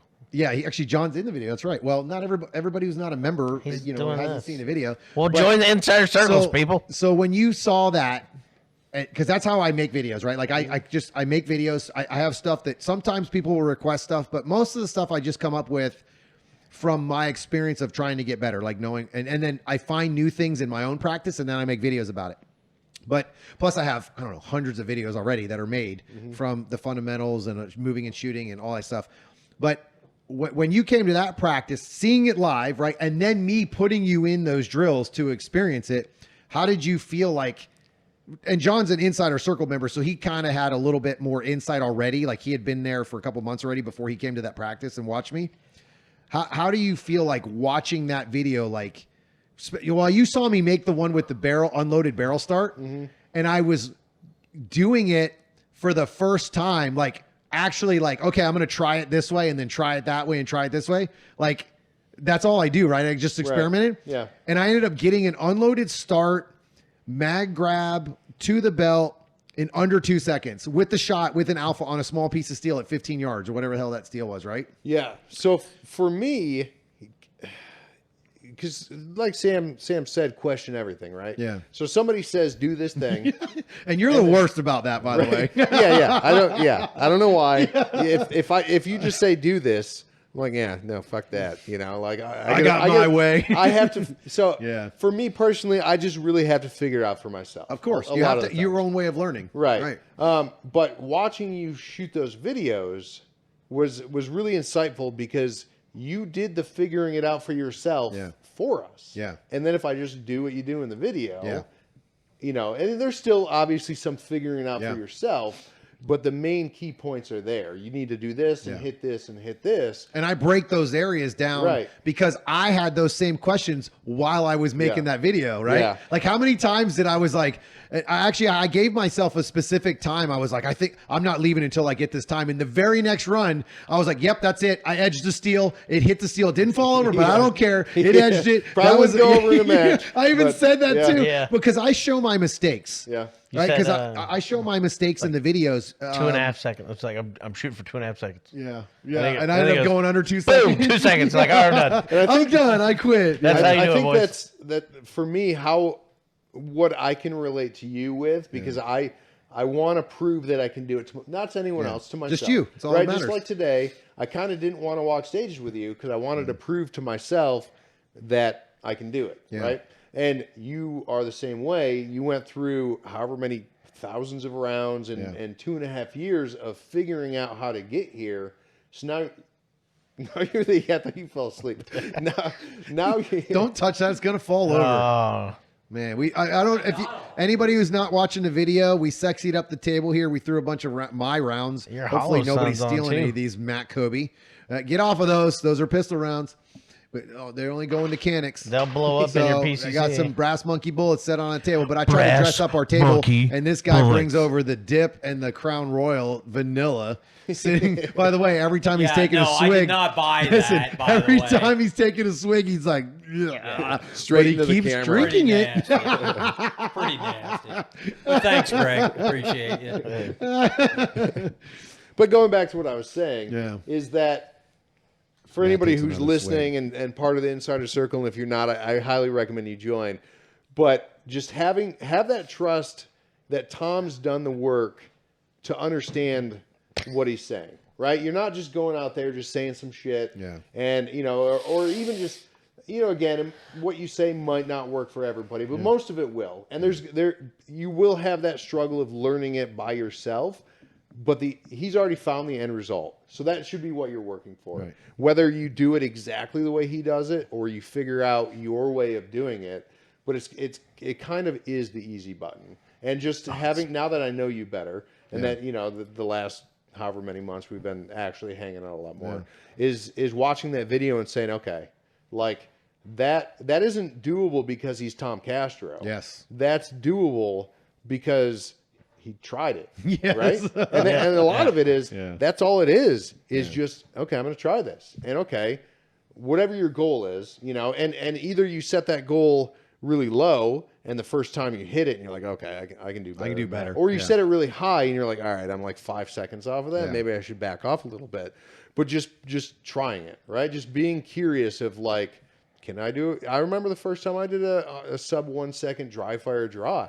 I was like, I did it. So I did it like 10 more times in a row. And I was like, oh, all right, cool. I can do this now. Yeah. And it's, granted, it's not always a sub 1 second draw in a match, but I know that I don't honestly even know what it was. But it can be. But it You can gave be. yourself. Yes. You just answered all of your doubt. Right. Right? Like that. I think that's a lot of the things about the insider circle that I really enjoy is that I'm answering all of the doubt. Right. Because what I do is I show, I don't want to say it's the wrong way because people get butt hurt, but I show the improper way or the less efficient is the better answer. Right. Yeah. I show the less efficient way and then the way I do it. Right. And the way I feel is more efficient. Yeah. And it's always, I'm finding things because of doing it the wrong way. Doing The it the less inefficient efficient way, way. Right. and then doing it the efficient way, the way I like to do it, or the way I teach things. And I'm finding full seconds on drills, like And full it's- seconds. And again, it's not because you're Tom Castro. Right. Because, don't take this personally, but you're a middle-aged, yes, mildly I'm athletic an old lady. Yeah, dude, right? 100%. Like there's nothing about you that is like abnormally special. and I started shooting 3 years ago. Right. I owned a carry gun that I barely carried. I always had a full-size carry gun. Yeah. I started shooting this sport and basically took shooting seriously after in 3 years. 3 years ago, I've worked to this. I didn't I was never Tom Castro Shooting Academy before this. I didn't have any firearm instruction. I didn't have any coaching. I've taught myself everything. And then from there, I just learned how to explain it basically. And I hate to demean it because it's not that way, but I kind of dummy it down on purpose. Like I simplify the conversation. I have heard coaches make stuff so difficult and I'm like, holy shit, I know what you're talking about and I'm confused. Right. Like what are you even talking about? Yeah, I want this to be simplified. Like I want to simplify it for myself. I want to simplify it for my students. And the very first class I ever did that I coached, I remember those guys coming up to me and going, man, I didn't think you had a system. I just knew you knew how to shoot and you were good. I knew you could coach because you've coached us locally because almost everybody that my first class was local guys. And they were like, you actually have like a system. And I remember looking at the guy and I was like, holy shit, I do have a system. Like it's not just go over here and shoot some stuff. And can I confess something to you, Tom? Yeah, what's that? When Sam first started, he was like, that Tom guy's pretty good. And I think he's coaching. I think I might take a class. And I was like, he's pretty new to USPSA. He knows how to shoot really well himself. And this is, again, before I knew you well. No, it's fine. But he knows how to shoot really good. Yeah. But I don't know if he knows how to teach you Coach how to it, shoot right? really well. That's very viable. Like Steger, right? He's been shooting for, I don't know, 15, 18, 20 years. Yeah. So not only does he know how to shoot really well, but he has enough experience to teach it. And I didn't know that you did because, again, I only shot with you at matches. I didn't know anything about the coaching, and I don't know how I even knew you were at that time. But I told Sam, I was like, there's other guys in the local area that might be better. Yeah. And, obviously I was wrong. When I but I mean, that's just different. They coach different. Some of the guys, even locally, they coach different styles than I shoot. I mean, that's the cool thing about you is that you're new, but like you said, you just kind of have that coach's mind. Yeah. Where you're analyzing and even people that you don't want to analyze because you're in the middle of a big match, you're like, sucks. You're like, oh man, that dude, and the greatest thing about Tom is he was shooting after me on stage 1 today and knew how many freaking shots I shot at that steel today. I didn't even know. That is so true. I forgot about that. And Did it's we talk about every little wait, thing about that that wasn't on the in the podcast? moment. That was like 6 hours later. Did we Yeah. talk about that on the podcast? No, you didn't. Oh, we okay. didn't. So just a little backstory on that. Sam shot the stage that cost him the win today. one of them. Well, No, I either, think that it was stage- either one or the other. Yeah, but I'm pretty sure that stage cost you the win because that was the only stage that I felt like you didn't shoot like you did No. the whole match. No. So it was one of our last stages of the match. I think we had like two. It was like our second to last stage or whatever it was. Sam shot it extremely slow for whatever reason. There was some distance on that stage, but not anything that he hasn't shot already or practiced before. It wasn't even I was not scared of the distance. No, not at all. I don't But know. It just for whatever reason, you just in slow motion on that one. How many stages to the end was that for you? We had we three had- to go. That was So, our. We Two, had we had two to go. After 1, that. 2, 3, and we're So done. I mean, I'm not putting ideas in your head, but that was this around the same time You started getting tired. that I started to wind down for this. I'm not Right, saying that yeah. happened to you, Yeah. but I don't think so. I- You were pretty I don't damn know. focused. I was When still, I walked was up still to very you- focused. Yeah. He came up and like, we're gonna crush it, and I was like, "Let's go, dude," because Yeah. his radio was on. He was laser focused. He was back there with his eyes closed. He was really focused. I don't think that was the thing. I just feel like for whatever reason he took his foot off the gas pedal there. right, and I wasn't unfocused when it happened to me either. And I knew my stage plan. I knew, but my desire to use my energy at that time just wasn't there. I think his main thing on that was the shooting pace. Not even his running. Like running was fine. He hauled ass like he was supposed to. But his shooting pace changed. Yeah. He went from shooting like he had been pop, pop, pop, pop, pop, pop, The to first half, pop, pop, but pop, that's pop, yeah. pop. But the first half, as soon as I got to that cutout, that's where all my time went away. Yeah. Because so it was the second half. I of the went stage? up, shot the longer 30-yard open, and then my transition was so slow. I went over to the left and I was like, pow, pow. Slow walk, pow, pow. Right? But then, you know what I'm saying? Like, that's, if we I could don't. take Can out you, the front can you half. go a Can little you bit? draw it out a little further? Sure, yeah. How long do you want to go? As long as your legs, Okay. which are still And- not Enough- even close just enough to touching piss the Matt ground. off so we can get him in the story a little bit more tonight. And we're done. I went the length of my legs for you.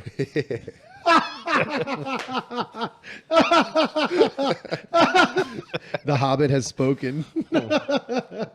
All right, so now you messed me up. Where were we at with that stupid story? Just coaching. Yeah, just the number of shots he took at that pop. Oh, okay. Because Sam was sure he only that's took right. 2. Yeah. So Sam says to me, now we have left the range. It Came had back. been Came back. came back, We went sat to down lunch, came came back back. to the house, hanging out, sat, forever. hanging out. Went to dinner. Everybody took showers, went to dinner, And came back. and then came back.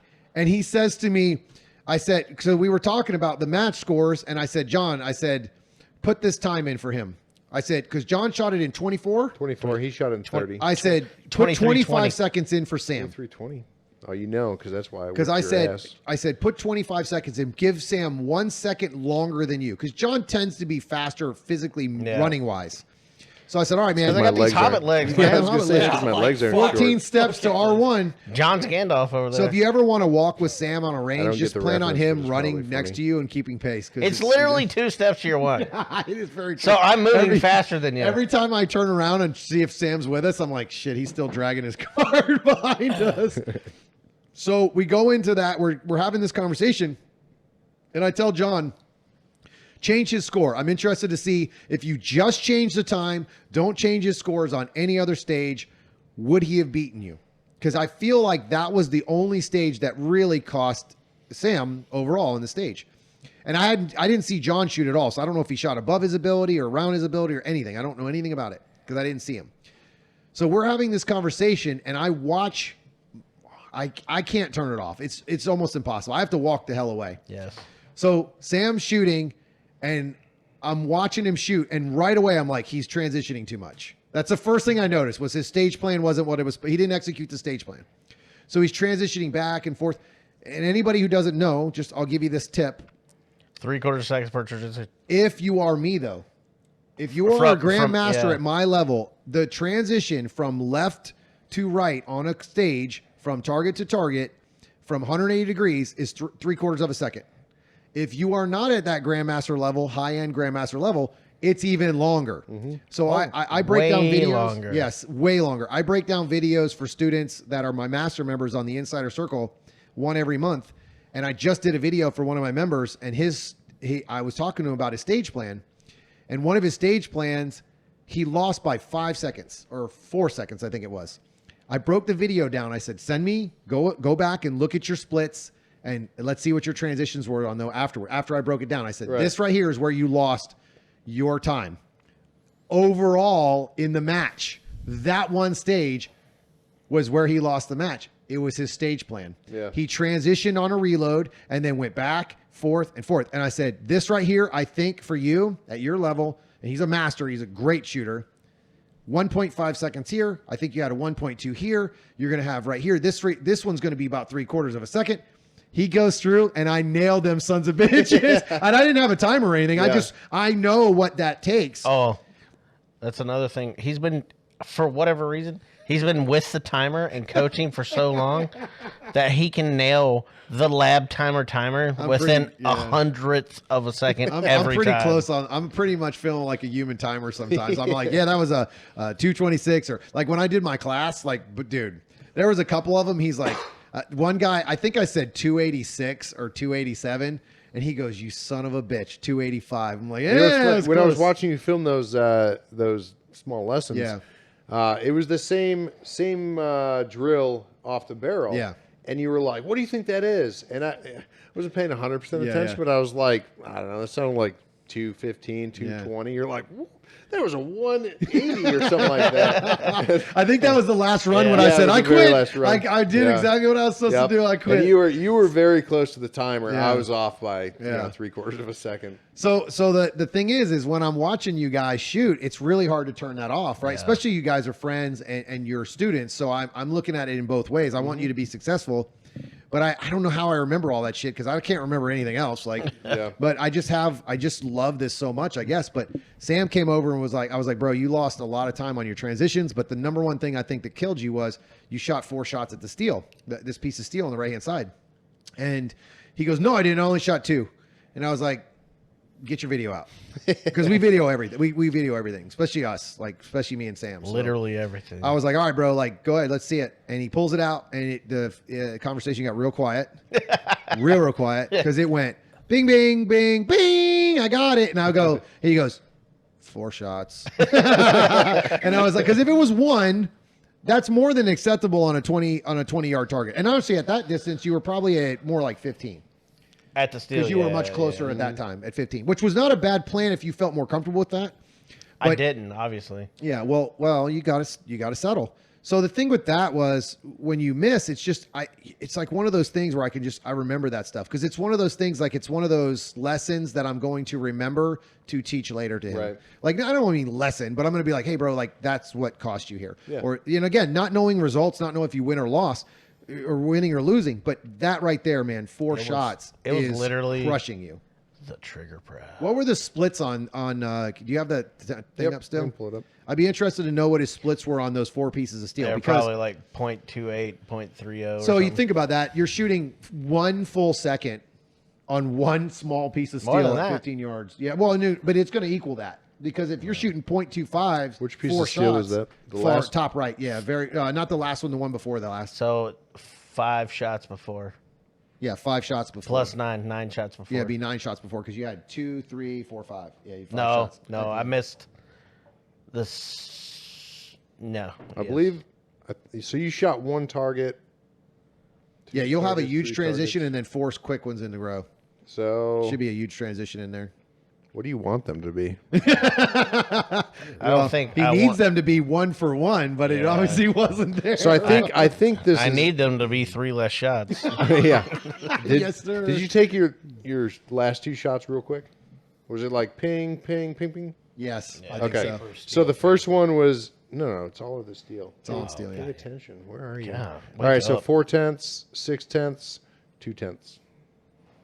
Yep. So he's over a second Yeah. on that. And that's the thing is, so what would that trigger prep have cost you?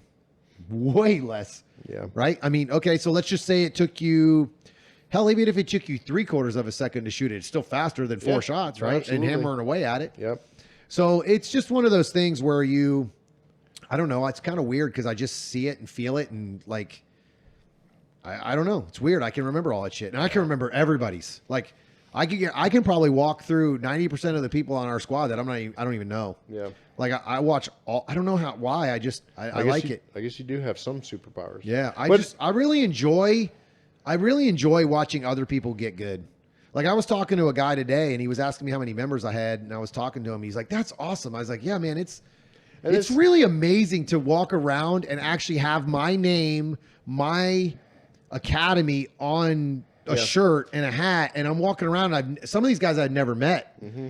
And I'm meeting these guys and I'm like, man, like, thank you. Right. Like, don't thank me. I thank you. Like, Yeah. I really appreciate, like, I'm so humbled by the fact that people want me to teach them. Like, I think that's a big thing to me. That's really big. I think the difference too is your goal isn't to, not that it's not a good thing, because you definitely celebrate with people as they move up in classifications. Yes. But the goal is match performance. Yeah, I could care less, honestly, if you move up.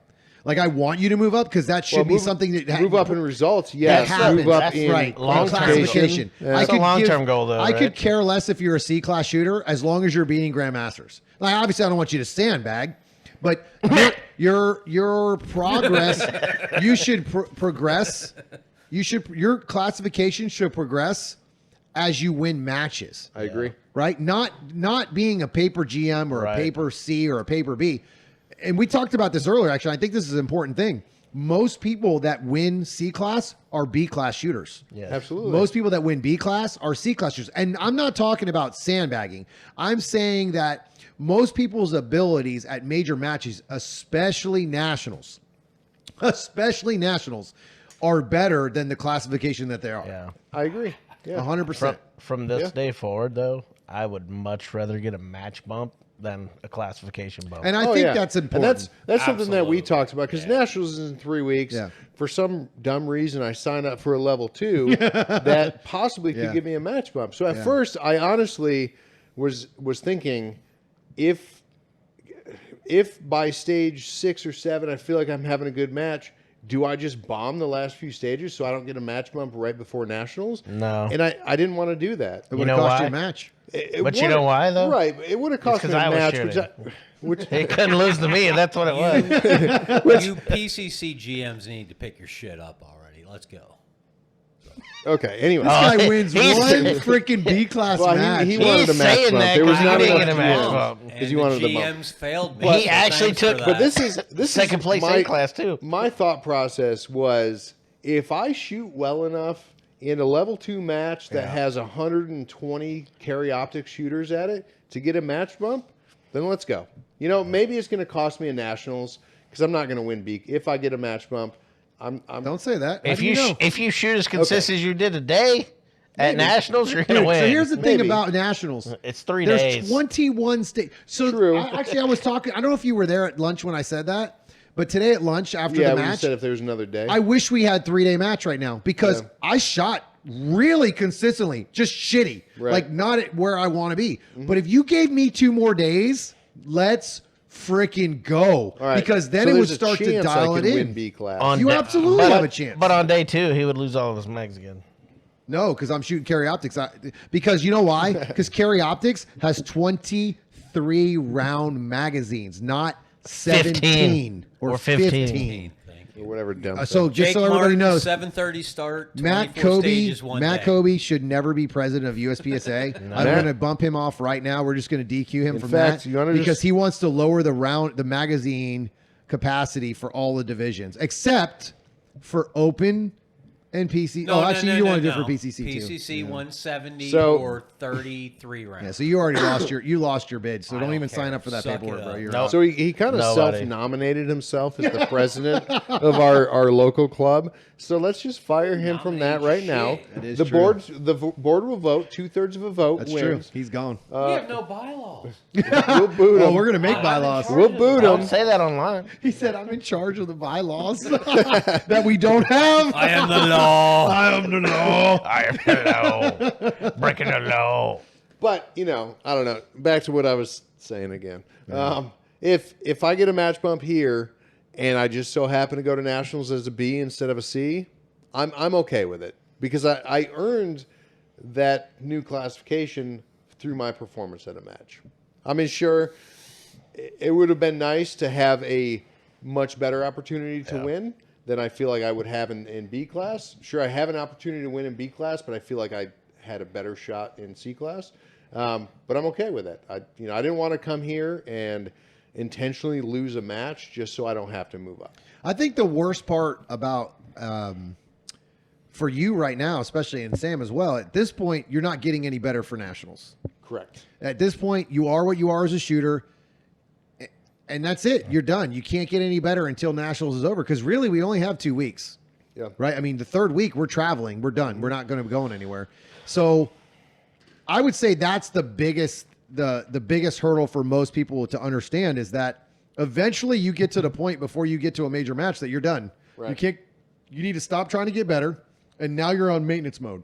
Or I like to call it dialing it in. Right. I dial it in. I dial everything in. I dial my accuracy in. I dial my reloads in. I go back to my fundamentals. Yeah. I always go back to my fundamentals when I'm trying to get ready for a major match. Because at the end of the day, what I'm teaching, I teach a lot of stuff that's way beyond fundamentals. But see, to me, the stuff that I consider fundamentals has a lot to do with moving and shooting, and it's beyond just the grip and trigger prep. So I mean, you've seen the videos that I put in the Shooting Foundation. Yep. There's stuff on there that I guarantee you is way beyond your average fundamental shooting. absolutely. But I think moving and shooting as a shooter is a fundamental movement.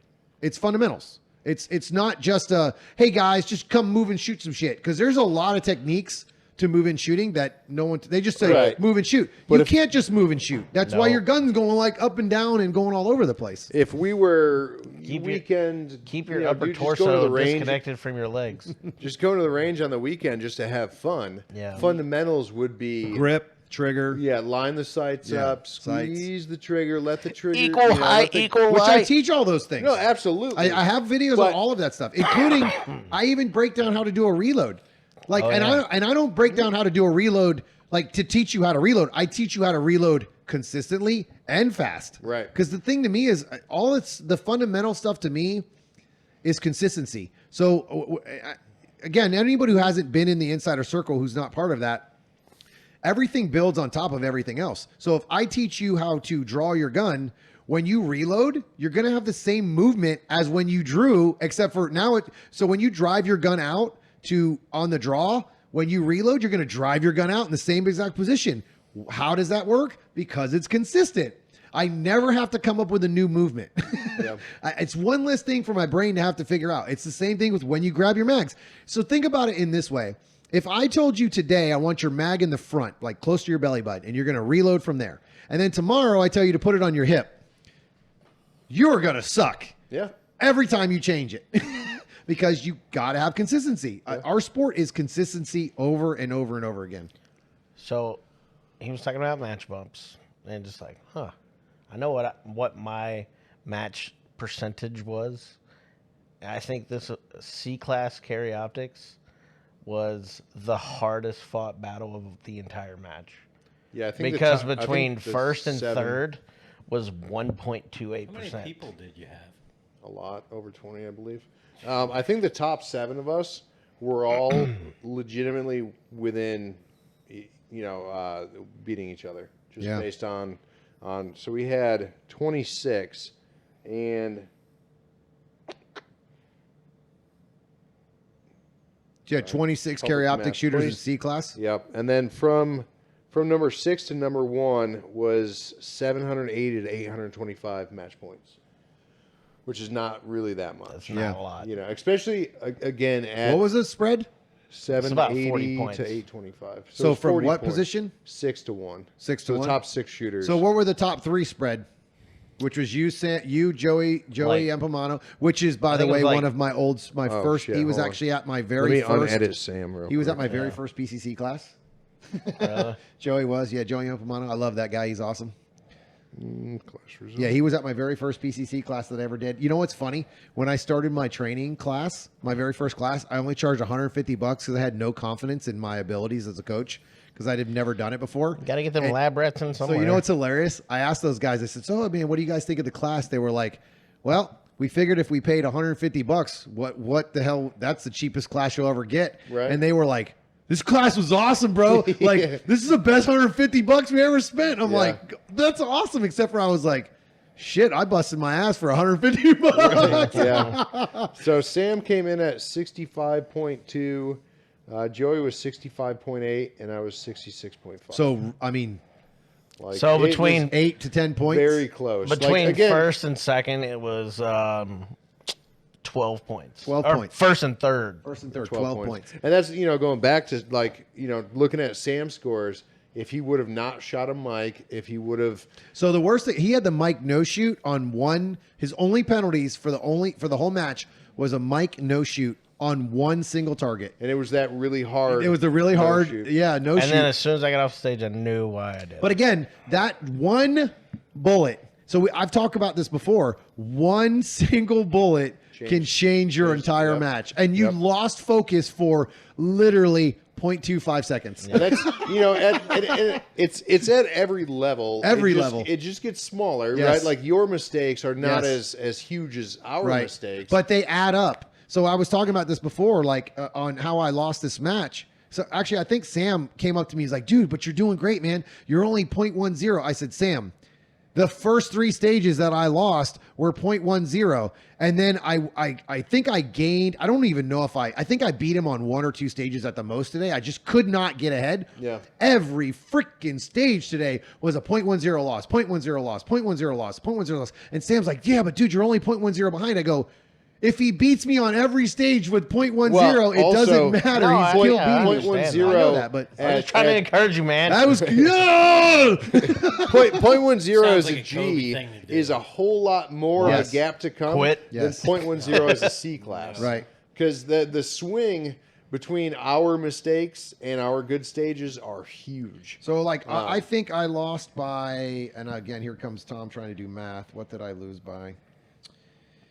All the points. I was 1192. He was 1236. So you shot by about 40 something points. 42 points. So 42 points. There. What are you think that's laughing at, Matt? Nothing, Sam. I had a moment. Are you We spelling? connected. So I lost by 42 points, and it wasn't 42 points on one single stage. Yep. It was a slow, slow death. Death You by know? 1,000. Yeah, by 1,000 cuts for sure, or by 1,000 tenths. I guess I'll keep Yeah. going. I mean, it was the most frustrating match when it comes to like my shooting, but I'm really, really happy right now with my mental stuff. Like I've been focusing a lot more on the mental stuff. Yeah. Not one time did I look at Sam like my match is over, which I never have I've never been like that. But I also never felt like I was out of the match. Right. Even though I was counting up the 0.10 losses. The other thing that I was really proud of myself today was that I actually looked at the scores and not one time did I feel like I went faster because of it. Right. Even though I knew I was losing by Right. 0.10s, and I looked at him, and actually this happened. You never threw any Hail Marys. Well, this happened at a couple of matches recently. Volusia, that we shot together, and OK Corral. And you guys know how I am about how everything's consistency. I've changed a lot of my mindset about matches now. It's about consistency. I don't really give a shit if I win one single stage. Now, today, I needed to win stages because the guy was just lights out. I mean, Yeah. Trace just crushed. He was first, second on almost every stage. So I just couldn't put it together. I Right. couldn't put it together today. But I was consistent. Yeah. Other than one stage, really, I was consistent. It just wasn't consistent like good, right? It was Right. consistent like And that's mediocre. I mean, that's absolutely true because I remember on one of Steger's podcasts, there was one of his nationals Yeah. where he didn't win one stage. high overall on Yep. a single stage. Yep. But he was in the top Yep. couple every and I, Well, and that's the thing, and I think the problem is when you start out, different levels think differently. So as you become a better shooter, your mindset has to change from winning stages high overall. And I think the problem with winning stages high overall is everybody's so focused on winning high overall, as in beating everyone else. Like I'm always focused on shooting against open guys. Right. I never focus on carry optics guys unless I'm at a match like this. I had not one single open shooter on my score today. I only focused on carry optics because that's all I really care about at a major. Right, yeah. But at locals, I only care about high overall over the whole match. the whole match. Now, I also don't have any real. CO Heat. I don't. in Yeah, I our don't really. area. No, we do, but they don't shoot a lot of local matches, right? Right, Like JJ's right. by us, Shannon Smith, but those guys don't really shoot a lot of local matches. And if they do, a lot of times they shoot open. So I focus a lot more on trying to beat the open guys because it's harder too. Because I'm shooting minor and they're shooting major and all that stuff. But it's interesting how you sit down and you kind of start. You change the way you think, right? Like now, my shooting is not about getting better; it's about mental management. Like I'm very consistent as a shooter. I think that's one of the big things I've learned as a shooter. Like I'm like, all right, man, I'm really like today. I mean, Sam will tell you, I was walking off the stage every single time, going, dude, I'm right on the edge of where I want perfection, right? Like I don't want to say perfection because if you don't shoot the fastest and shoot all alphas, it's You don't never shoot perfect. a Glock. Yeah, right. Yeah. But I mean, it's. I would walk off that stage just like, man, just that one moment of lack of concentration, Right. or and that's or- what I was saying. Like the mistakes at your level Yeah. are little tiny things like Yeah. that make a big difference. that shit adds Where up. mistakes at our level is a stage where you ran it 6 seconds slower, or 4 shots at steel. 4 shot, yeah, Sam. a Mike no shoot, or bobbled reload, like a missed foot position. Right, like Because that could turn into a 2 to 3 second change in time. Like a big thing. Where as you get up higher in the levels, shooting skills, your mistakes, you're still who can make the least amount of mistakes, but the mistakes are little tiny things. Yeah. And that's just as you get better, the competition gets a lot tighter. Yeah. Yeah, man, it's just, I think the big thing that I take out of matches like this is that I kept my shit together. Right. I knew I was frustrated. I knew I wasn't shooting my best, but I still kept my shit together. I kept going at it, man. I just kept pushing, but not beyond where I needed to be, like physically or like the Hail Mary stage. I never had that. If I have a 15 hit factor on this, it'll get me back in the game. And I guarantee you, about 3 or 4 months ago, I would have went for it. I would have said, I'm just going to blow the door off of this thing. Now, I will do that, but with control. That's the thing that's changed since Area 6. He did that at Area 6. The thing with Area 6, that's what's changed. I know I can go for it on every single stage. And I don't want to say I do, but I kind of do. Like, I know where I can push and where I don't need to push. Right. I'm learning that slow down target. Yeah. Like, okay, I need to slow down a little bit here and get better hits. Like today on stage 1, I didn't know that I had this score. I had no idea. So I looked at stage 1. I shot it in open times. All the guys were like, holy shit, bro, you shot that in 16 seconds. That's what all the open guys just shot it in. I'm like, all right, cool. That's awesome. I walk off that stage feeling really good. I look at the score. Don't look at the hits. I didn't look at the hits at all. I just looked at the hit factor. It was one of our last stages, like kind of towards the end. So I didn't look at the scores. I just looked at the hit factor. I'm like, all right, cool. Shit. How the shit? I was 2 or 3 seconds faster than the other guy. How did I lose this? I went 50-50. Oh, okay.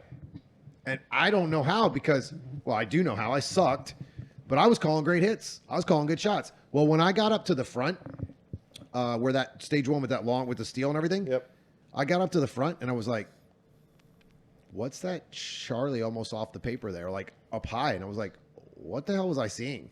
Like, what the hell? Well, I didn't walk the rest of it. I just kind of went forward because they had pre-scored all that other stuff.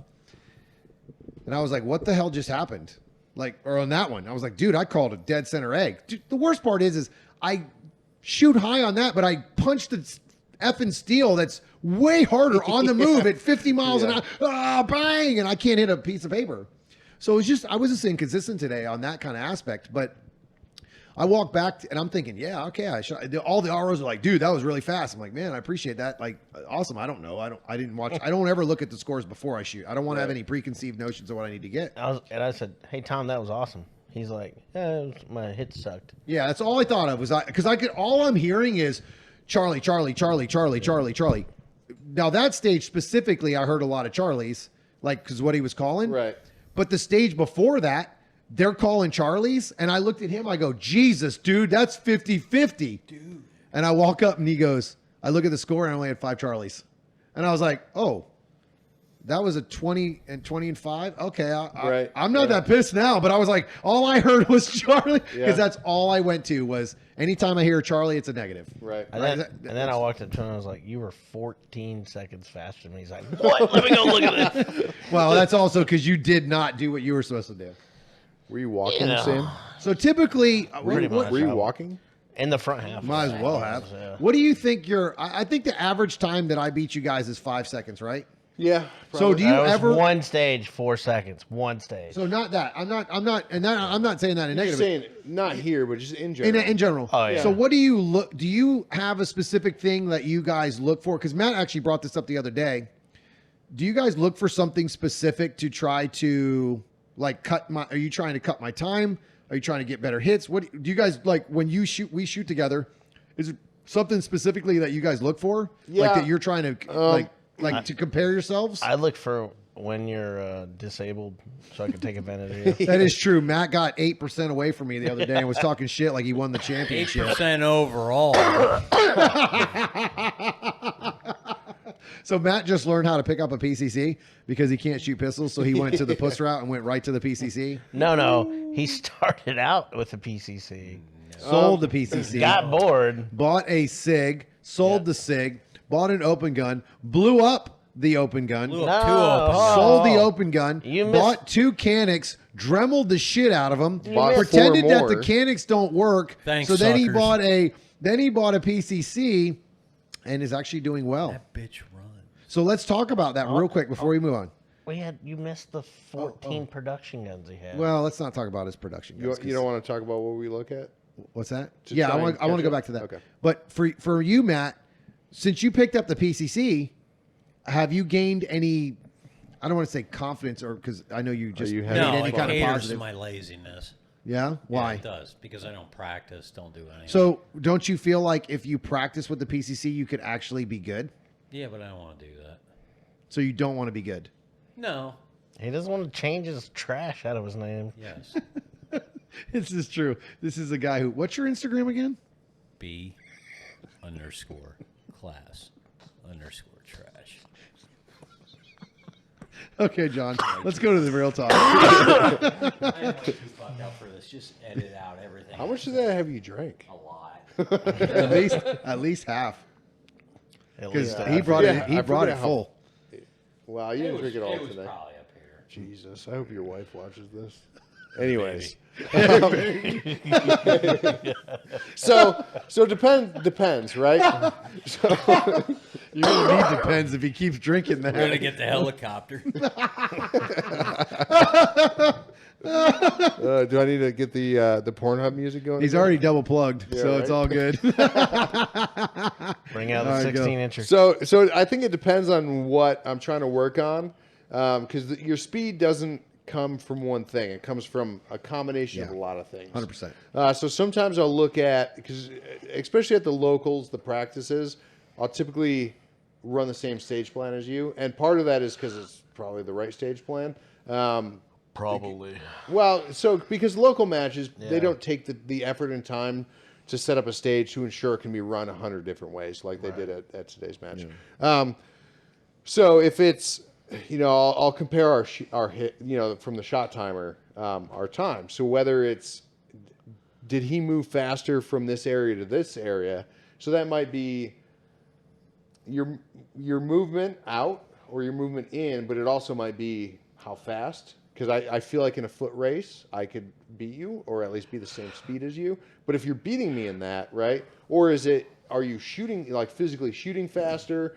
Or are you getting in and out of positions faster, shooting on the move faster? So it just kind of depends on The stage. and what I'm working on in that moment to try and close that gap a little bit. Because clearly your splits and your transitions are faster than mine. But are there other things I can do while I'm learning how to shoot So faster? what do you try to chase the low hanging fruit? Do you see it? Do you see something like typically that's the low hanging fruit? Right. What do you see that it So- is in yours So for you personally? So now it's probably back to my splits, because for a while there I was working on learning how to shoot on the move. Yeah, like we talked earlier with the pace, right? Of your So trigger now pull, yeah. now that I'm not going to even try and pretend that's subconscious, because it's not. 'Cause I still have to Think about it, yeah, right. But it's kind of ingrained enough that now I need to pick the shooting back up, because the shooting slowed way down when I was focusing on my Well, because feet. you're thinking. Right. It's not subconscious. You're thinking about So feet, now your it's- feet, your shoot, Right. when to pull the trigger. Am I Yep. supposed to do it now? Is the dot solid enough? Is it Yep. is it in the A? Is it all these things? Yeah. Yep. So now the baby steps of shooting on the move are kind of ingrained. So now I need to, pick up the shooting again. Yeah. And then once that picks back, it's just a cycle. Once that picks back up, okay, now can I move more or move sooner or move faster, wherever that goes. And then of course the shooting's going to suffer again. Hopefully my times are better, so my, it all balances out eventually. Yeah.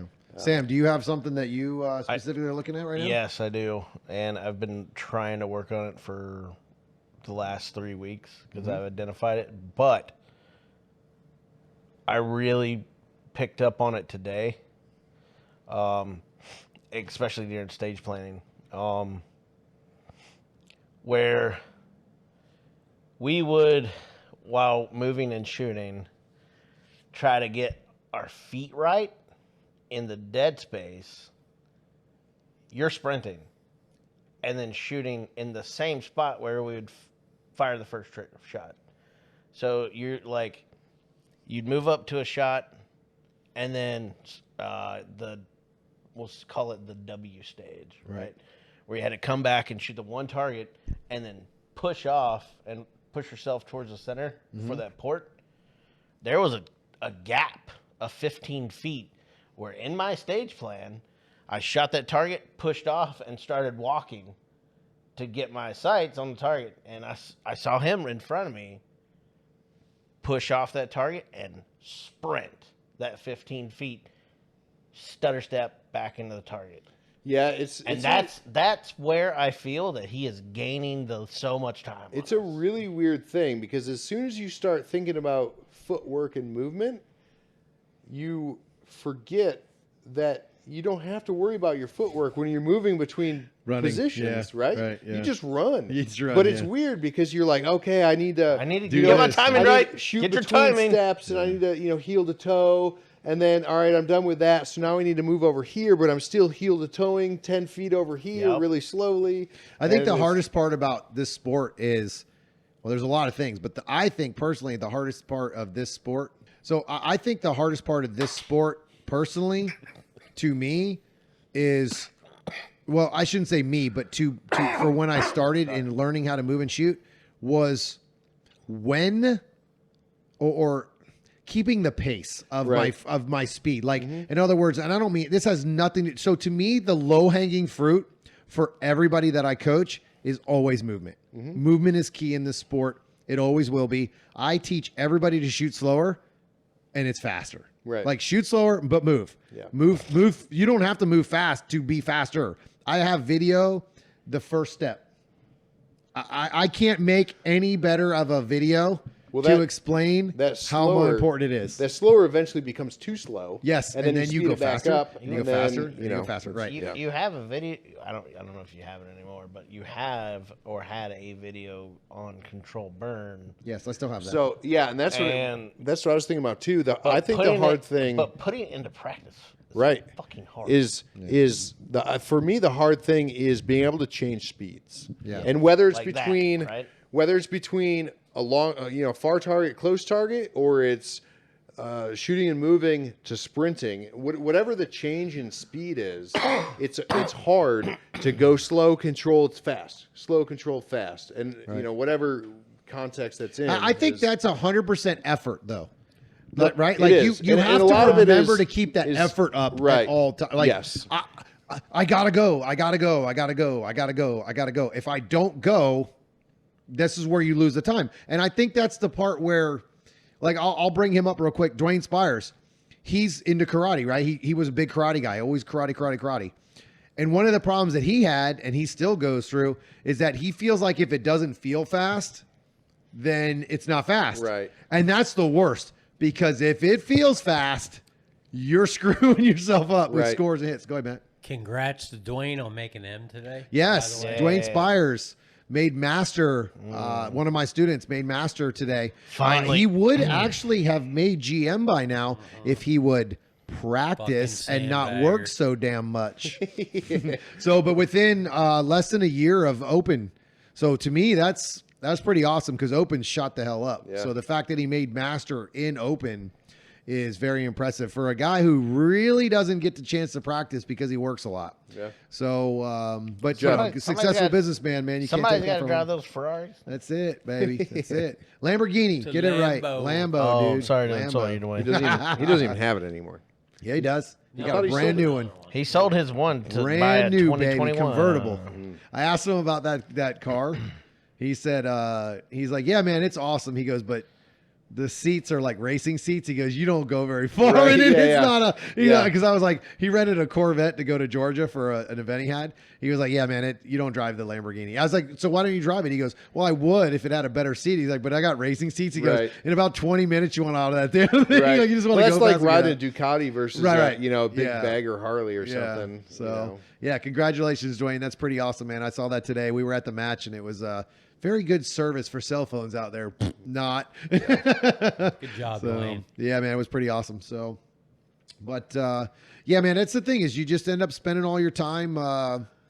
You spend a lot of your time trying to chase that low hanging fruit. And to me, it's always movement. It always will be. I think your movement's going to be where it's at. Well, I know it's at because I've done a lot of videos on it. I've done a lot of training on it. I mean, I have this one drill that I created where it's 5 pieces of steel. I call it the first step. And the first step is honestly the most important thing that I learned in this sport. And it saves seconds. So I'll give you an example of the drill. I have 5 pieces of steel out in front of me at 10 yards. And I have barrels spread out about 6 to 8 yards. And the goal when I started this drill was to just get the 5 yards from left to right and go 1 for 1. So I decided to test it. And actually, I learned this, since we brought him up, that's a perfect timing, from Dwayne Spires. We were at a class that I had my first pistol class after and again, I started shooting production, so I had kind of a good base. Yeah. And then I switched over and I bought a PCC, and that's when I switched. And I still always stayed with pistol and back and forth. So we were at a pistol class of 100% no mix and match. Now I do both. I put them together. I put pistol and PCC together because the way my system works, it doesn't matter what gun you shoot. It's just how you maneuver the gun. Unless it's a revolver. Well, even revolver. Well, yeah, I'm probably not the guy to come to learn how to reload one of those because I don't really do it. So, but so we're in this class and some students were asking like, why is this faster? I was like, well, because it is. Like I've done this drill like 100 times. And I've done the timer. Like I've done the time and I know it's faster, so I know how it works. But they wanted proof, kind of like you. They were just like you, right? So it's weird though, because it's when I realized that I got big huevos and I was like, all right, I'll prove it. Because you got to prove this stuff to people sometimes. They don't. Absolutely. They got it. Sometimes there are people that learn better that way. They really need you to show them. So I was like, all right, let's go. Let's rock and roll. With iron sights. Remember, I didn't have a carry optics at the time. Yeah. So I was shooting iron sights. I went from 5 seconds. So what I do on the drill is I shot 4 pieces of steel, standing still, and then I run to the barrel and shoot the last piece of steel. It was a 5-second run. And I shot it as fast as I could possibly shoot it, right? I think it was 5 seconds, something like that. Then I go and I move and shoot all 5 pieces of steel on the move. It was 2 to 3 seconds faster. And I gained the 5 or 6 yards or 7 yards, whatever the hell it was that I had set it up on the original one. Right. With iron sights. And it was 3 seconds. So it was 2 seconds faster. And everybody just looked at me like, no freaking way. I go, okay, now watch this. And then I walked across and I had a similar time. Yeah. But I didn't get as far, but I walked across and shot all 5 pieces of steel. And they were like, no way. And I'm like, this thing doesn't lie. This timer never lies to you, right? And that, like I was saying earlier, the biggest thing I learned about moving is when you're first starting to shoot on the move, moving is moving. It's not a full sprint. No. Like I can literally walk and have a faster time than if I stand and shoot. Yeah. Just because I'm gaining distance as I shoot. Yeah, it's just one of those things where you have to trust it. It takes some time. You got to trust it and learn from it. So what's up? I don't know. He just looked at me like I was crazy.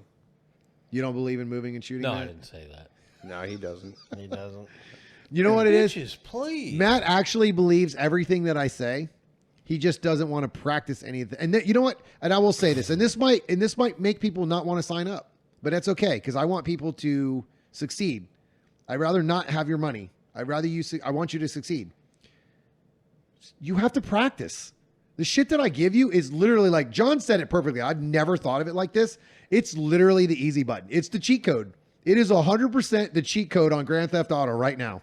Like you can straight up punch in all the videos that I give you and you can crush. Within 2 months, you will start crushing your competition. I guarantee it. Like I trust it that much. That's why I don't have a contract or anything stupid. I even give you 2 free weeks to learn the system before you to even try some of the drills. Yeah. Right? You even get to try some of this stuff. But it's like you have to practice it. You have to put the time in. But the difference is I'm giving you the cheat code so it doesn't take you 3 years like it did me. Right. Right?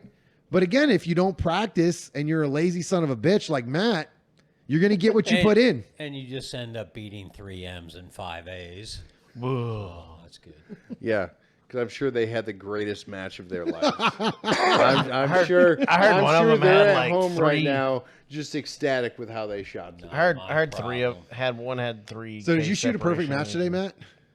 No, It doesn't matter what you say because you didn't. I did not. Shot a clean match Irrelevant. today, though. I shot a clean match with an RM call, but I shot a clean match. Pull the paper.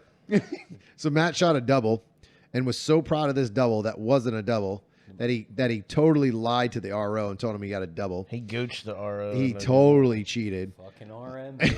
Made the call. It's a good thing range masters never make mistakes. He gets a double. I would probably have called it a double. It actually looked like a double after it. Like you had to push the paper. I mean, back. the RM looked at Yeah. it for two shooters shot while he was looking at it. Yeah. So he gave it a legit look. It wouldn't have mattered. First Four- off, So four or the 5 real minutes. issue, the It real was issue there. with that specific hit was it was on a paster. Yeah. So like when he hit the paster, The pacer tore. yeah, well, not just the tear, but it doesn't leave the same grease mark, right? Right. Like, and again, or circumference either. Like, but it was there. It was definitely on there. But he comes over. Matt had to come over to make sure that I made the right call as well. But I already knew what happened, so I Who told immediately you, said, Greg? "Nope, to Greg. Mike." Thanks, Greg. Greg told you. Yeah, Greg. Also- Daggerson. Greg can't keep his mouth. so shut. in reality, Why did you? Were you coming over to see what I would call? I was just curious. He was just I didn't proud know of you it. had a That's why he heads kept the up. target. In reality, the RM looked at the paper, couldn't figure out what it was, and then looked at Matt and was like, I feel sorry for this son of a bitch. "I'm gonna give it. I'm gonna Wouldn't give have it to him. mattered, baby. I'm gonna Wouldn't give it have to him mattered. because this is probably the most proudest moment he's ever gonna get in his life." Of He's his like, life. we're gonna let this guy have this B class trophy by 8% and think he's really good. Are you going to nationals this year, Matt? Yeah. So all right, so I just again, I hate this to sound like I'm banging on Matt, but We bang Matt on is Matt a all really the good time. friend of mine, but he just pisses me off so much that he's willing to spend thousands of dollars to not give a shit. Thank Right? you, Like baby. think about this, guys. Like you spend thousands of dollars to do this sport. And anybody who says we don't spend thousands of dollars are lying to themselves. Like I actually don't know what I spent on this sport because I would quit. Well, just this Because match. I'm kind of financially smart. Like I don't go into debt for this sport. Like even before I started the shooting academy, but I don't really want to know what I spent because I would quit because this When shit's I crazy. first started, I No, kept track. dude, I quit a don't long even. time ago. Yeah, it's crazy. and Don't I wasn't even. even keeping track of match fees or fuel. Yeah, or, no. any of that I stuff. still don't know what I spent on match fees. I have no idea what my bullets cost. I don't care. I don't want to know. I just know that I'm not financially hurting myself You by guys are doing gonna this. Get me fired. What's that? You guys are gonna get me fired. Well, I don't know what it. I don't. Well, you Fired- don't get paid fired anyway. from You're a what? You're freaking an intern. intern. Dude, just even No, this my weekend, wife's just coming asking up these, here. gonna Oh. ask these questions. Oh, She's your gonna wife. ask. You have His a wife? is gonna. Oh, I do. Ah, just kidding. Little Jew I love you, boy. Susan. You're the best. You're awesome. I mean, just coming up here this weekend's probably what, a $600-800 weekend, maybe. Easy. Well, I mean, the Airbnb was $200 Between a the house, piece. the match No, but I mean, just fees, that right there. ammo, People don't realize travel. like that's $200 by itself per Yep. person, right? Yep. I mean, and everybody has to pay that. We had 5 of us this time, so that I was split out free, really so well. don't worry, Susan. You were free. Yeah, don't worry, That's Susan. true. Sam Yeah, that's did, what I well, heard, 'cause Sam Sam doesn't- Sam didn't. Sam took one of the bunk beds because his legs were so short. He slept in the rocker. Long ways. You didn't pay for this. Long You didn't pay for the Airbnb, Sam. No, Tom had to pay me back for going to Texas with him. So it wasn't free. What? You didn't actually pay me back? I didn't know this. I did. I know. No, but so we'll Where's talk about that Fred? real quick before we get out of here. Just to get the Airbnb and get everything organized for this was a process in itself. Oh my gosh. Like, you know, we really touched a little bit just on the getting everything set up, but Matt and John weren't going to originally come to the match, and then what was it, 2 or 3 weeks ago? That was, It wasn't that long ago that you guys it wasn't decided we that were long going. ago, was like- but I think it was longer. It was like ago. 2 months ago, I Yeah. think. Really? That much? No. No way. Yeah, dude. No. Really? Yeah, That long Yeah, ago? because we've Yeah. had this house reserved for 2 or 3 weeks at least. On the 'Cause way to Texas. 2 was months the ago. Well, you No, guys are no, the no, reason no, we no, got the no. This is- Airbnb. Dude, this is Yeah. at least No, going back to No. All right. The reason we got the Airbnb was because of you guys. I wouldn't have got an Airbnb with 3 people. It was too expensive. What were you going to do? Hotels. We had Yeah, to get no, hotels. originally we weren't coming. I know. That's what I'm saying. So that's another thing, guys. We like Yeah. that the logistics of Well, getting right, all 'cause- of us together, Yeah. driving, all of that stuff beyond the money. But we had to get all of that stuff organized. That's all part of what traveling Yeah, matches because are. at nationals we have like 7 or Yeah, 8 you in look our house. ugly. So, in case you didn't know, Matt just leaned forward to look into the camera. And once he looked into the camera and looked at his face, he threw up in his mouth. He's going, Mo, why are you looking? He had that Hey, horror give him a story muscle. swirl. Hey, Stop that. get out of it. Give him some muscle. Let him see your arm muscle. Yeah, look at it. Show him the wings, fan. So I just want to bring this up before we get out of here, and then we're going to go because it's been a long podcast already. Yeah. Matt Kobe, the gentleman that you just looked at in the video, if you're watching, this is what pisses me off about him. Another thing that pisses me off about him. Matt's not dedicated enough to shooting.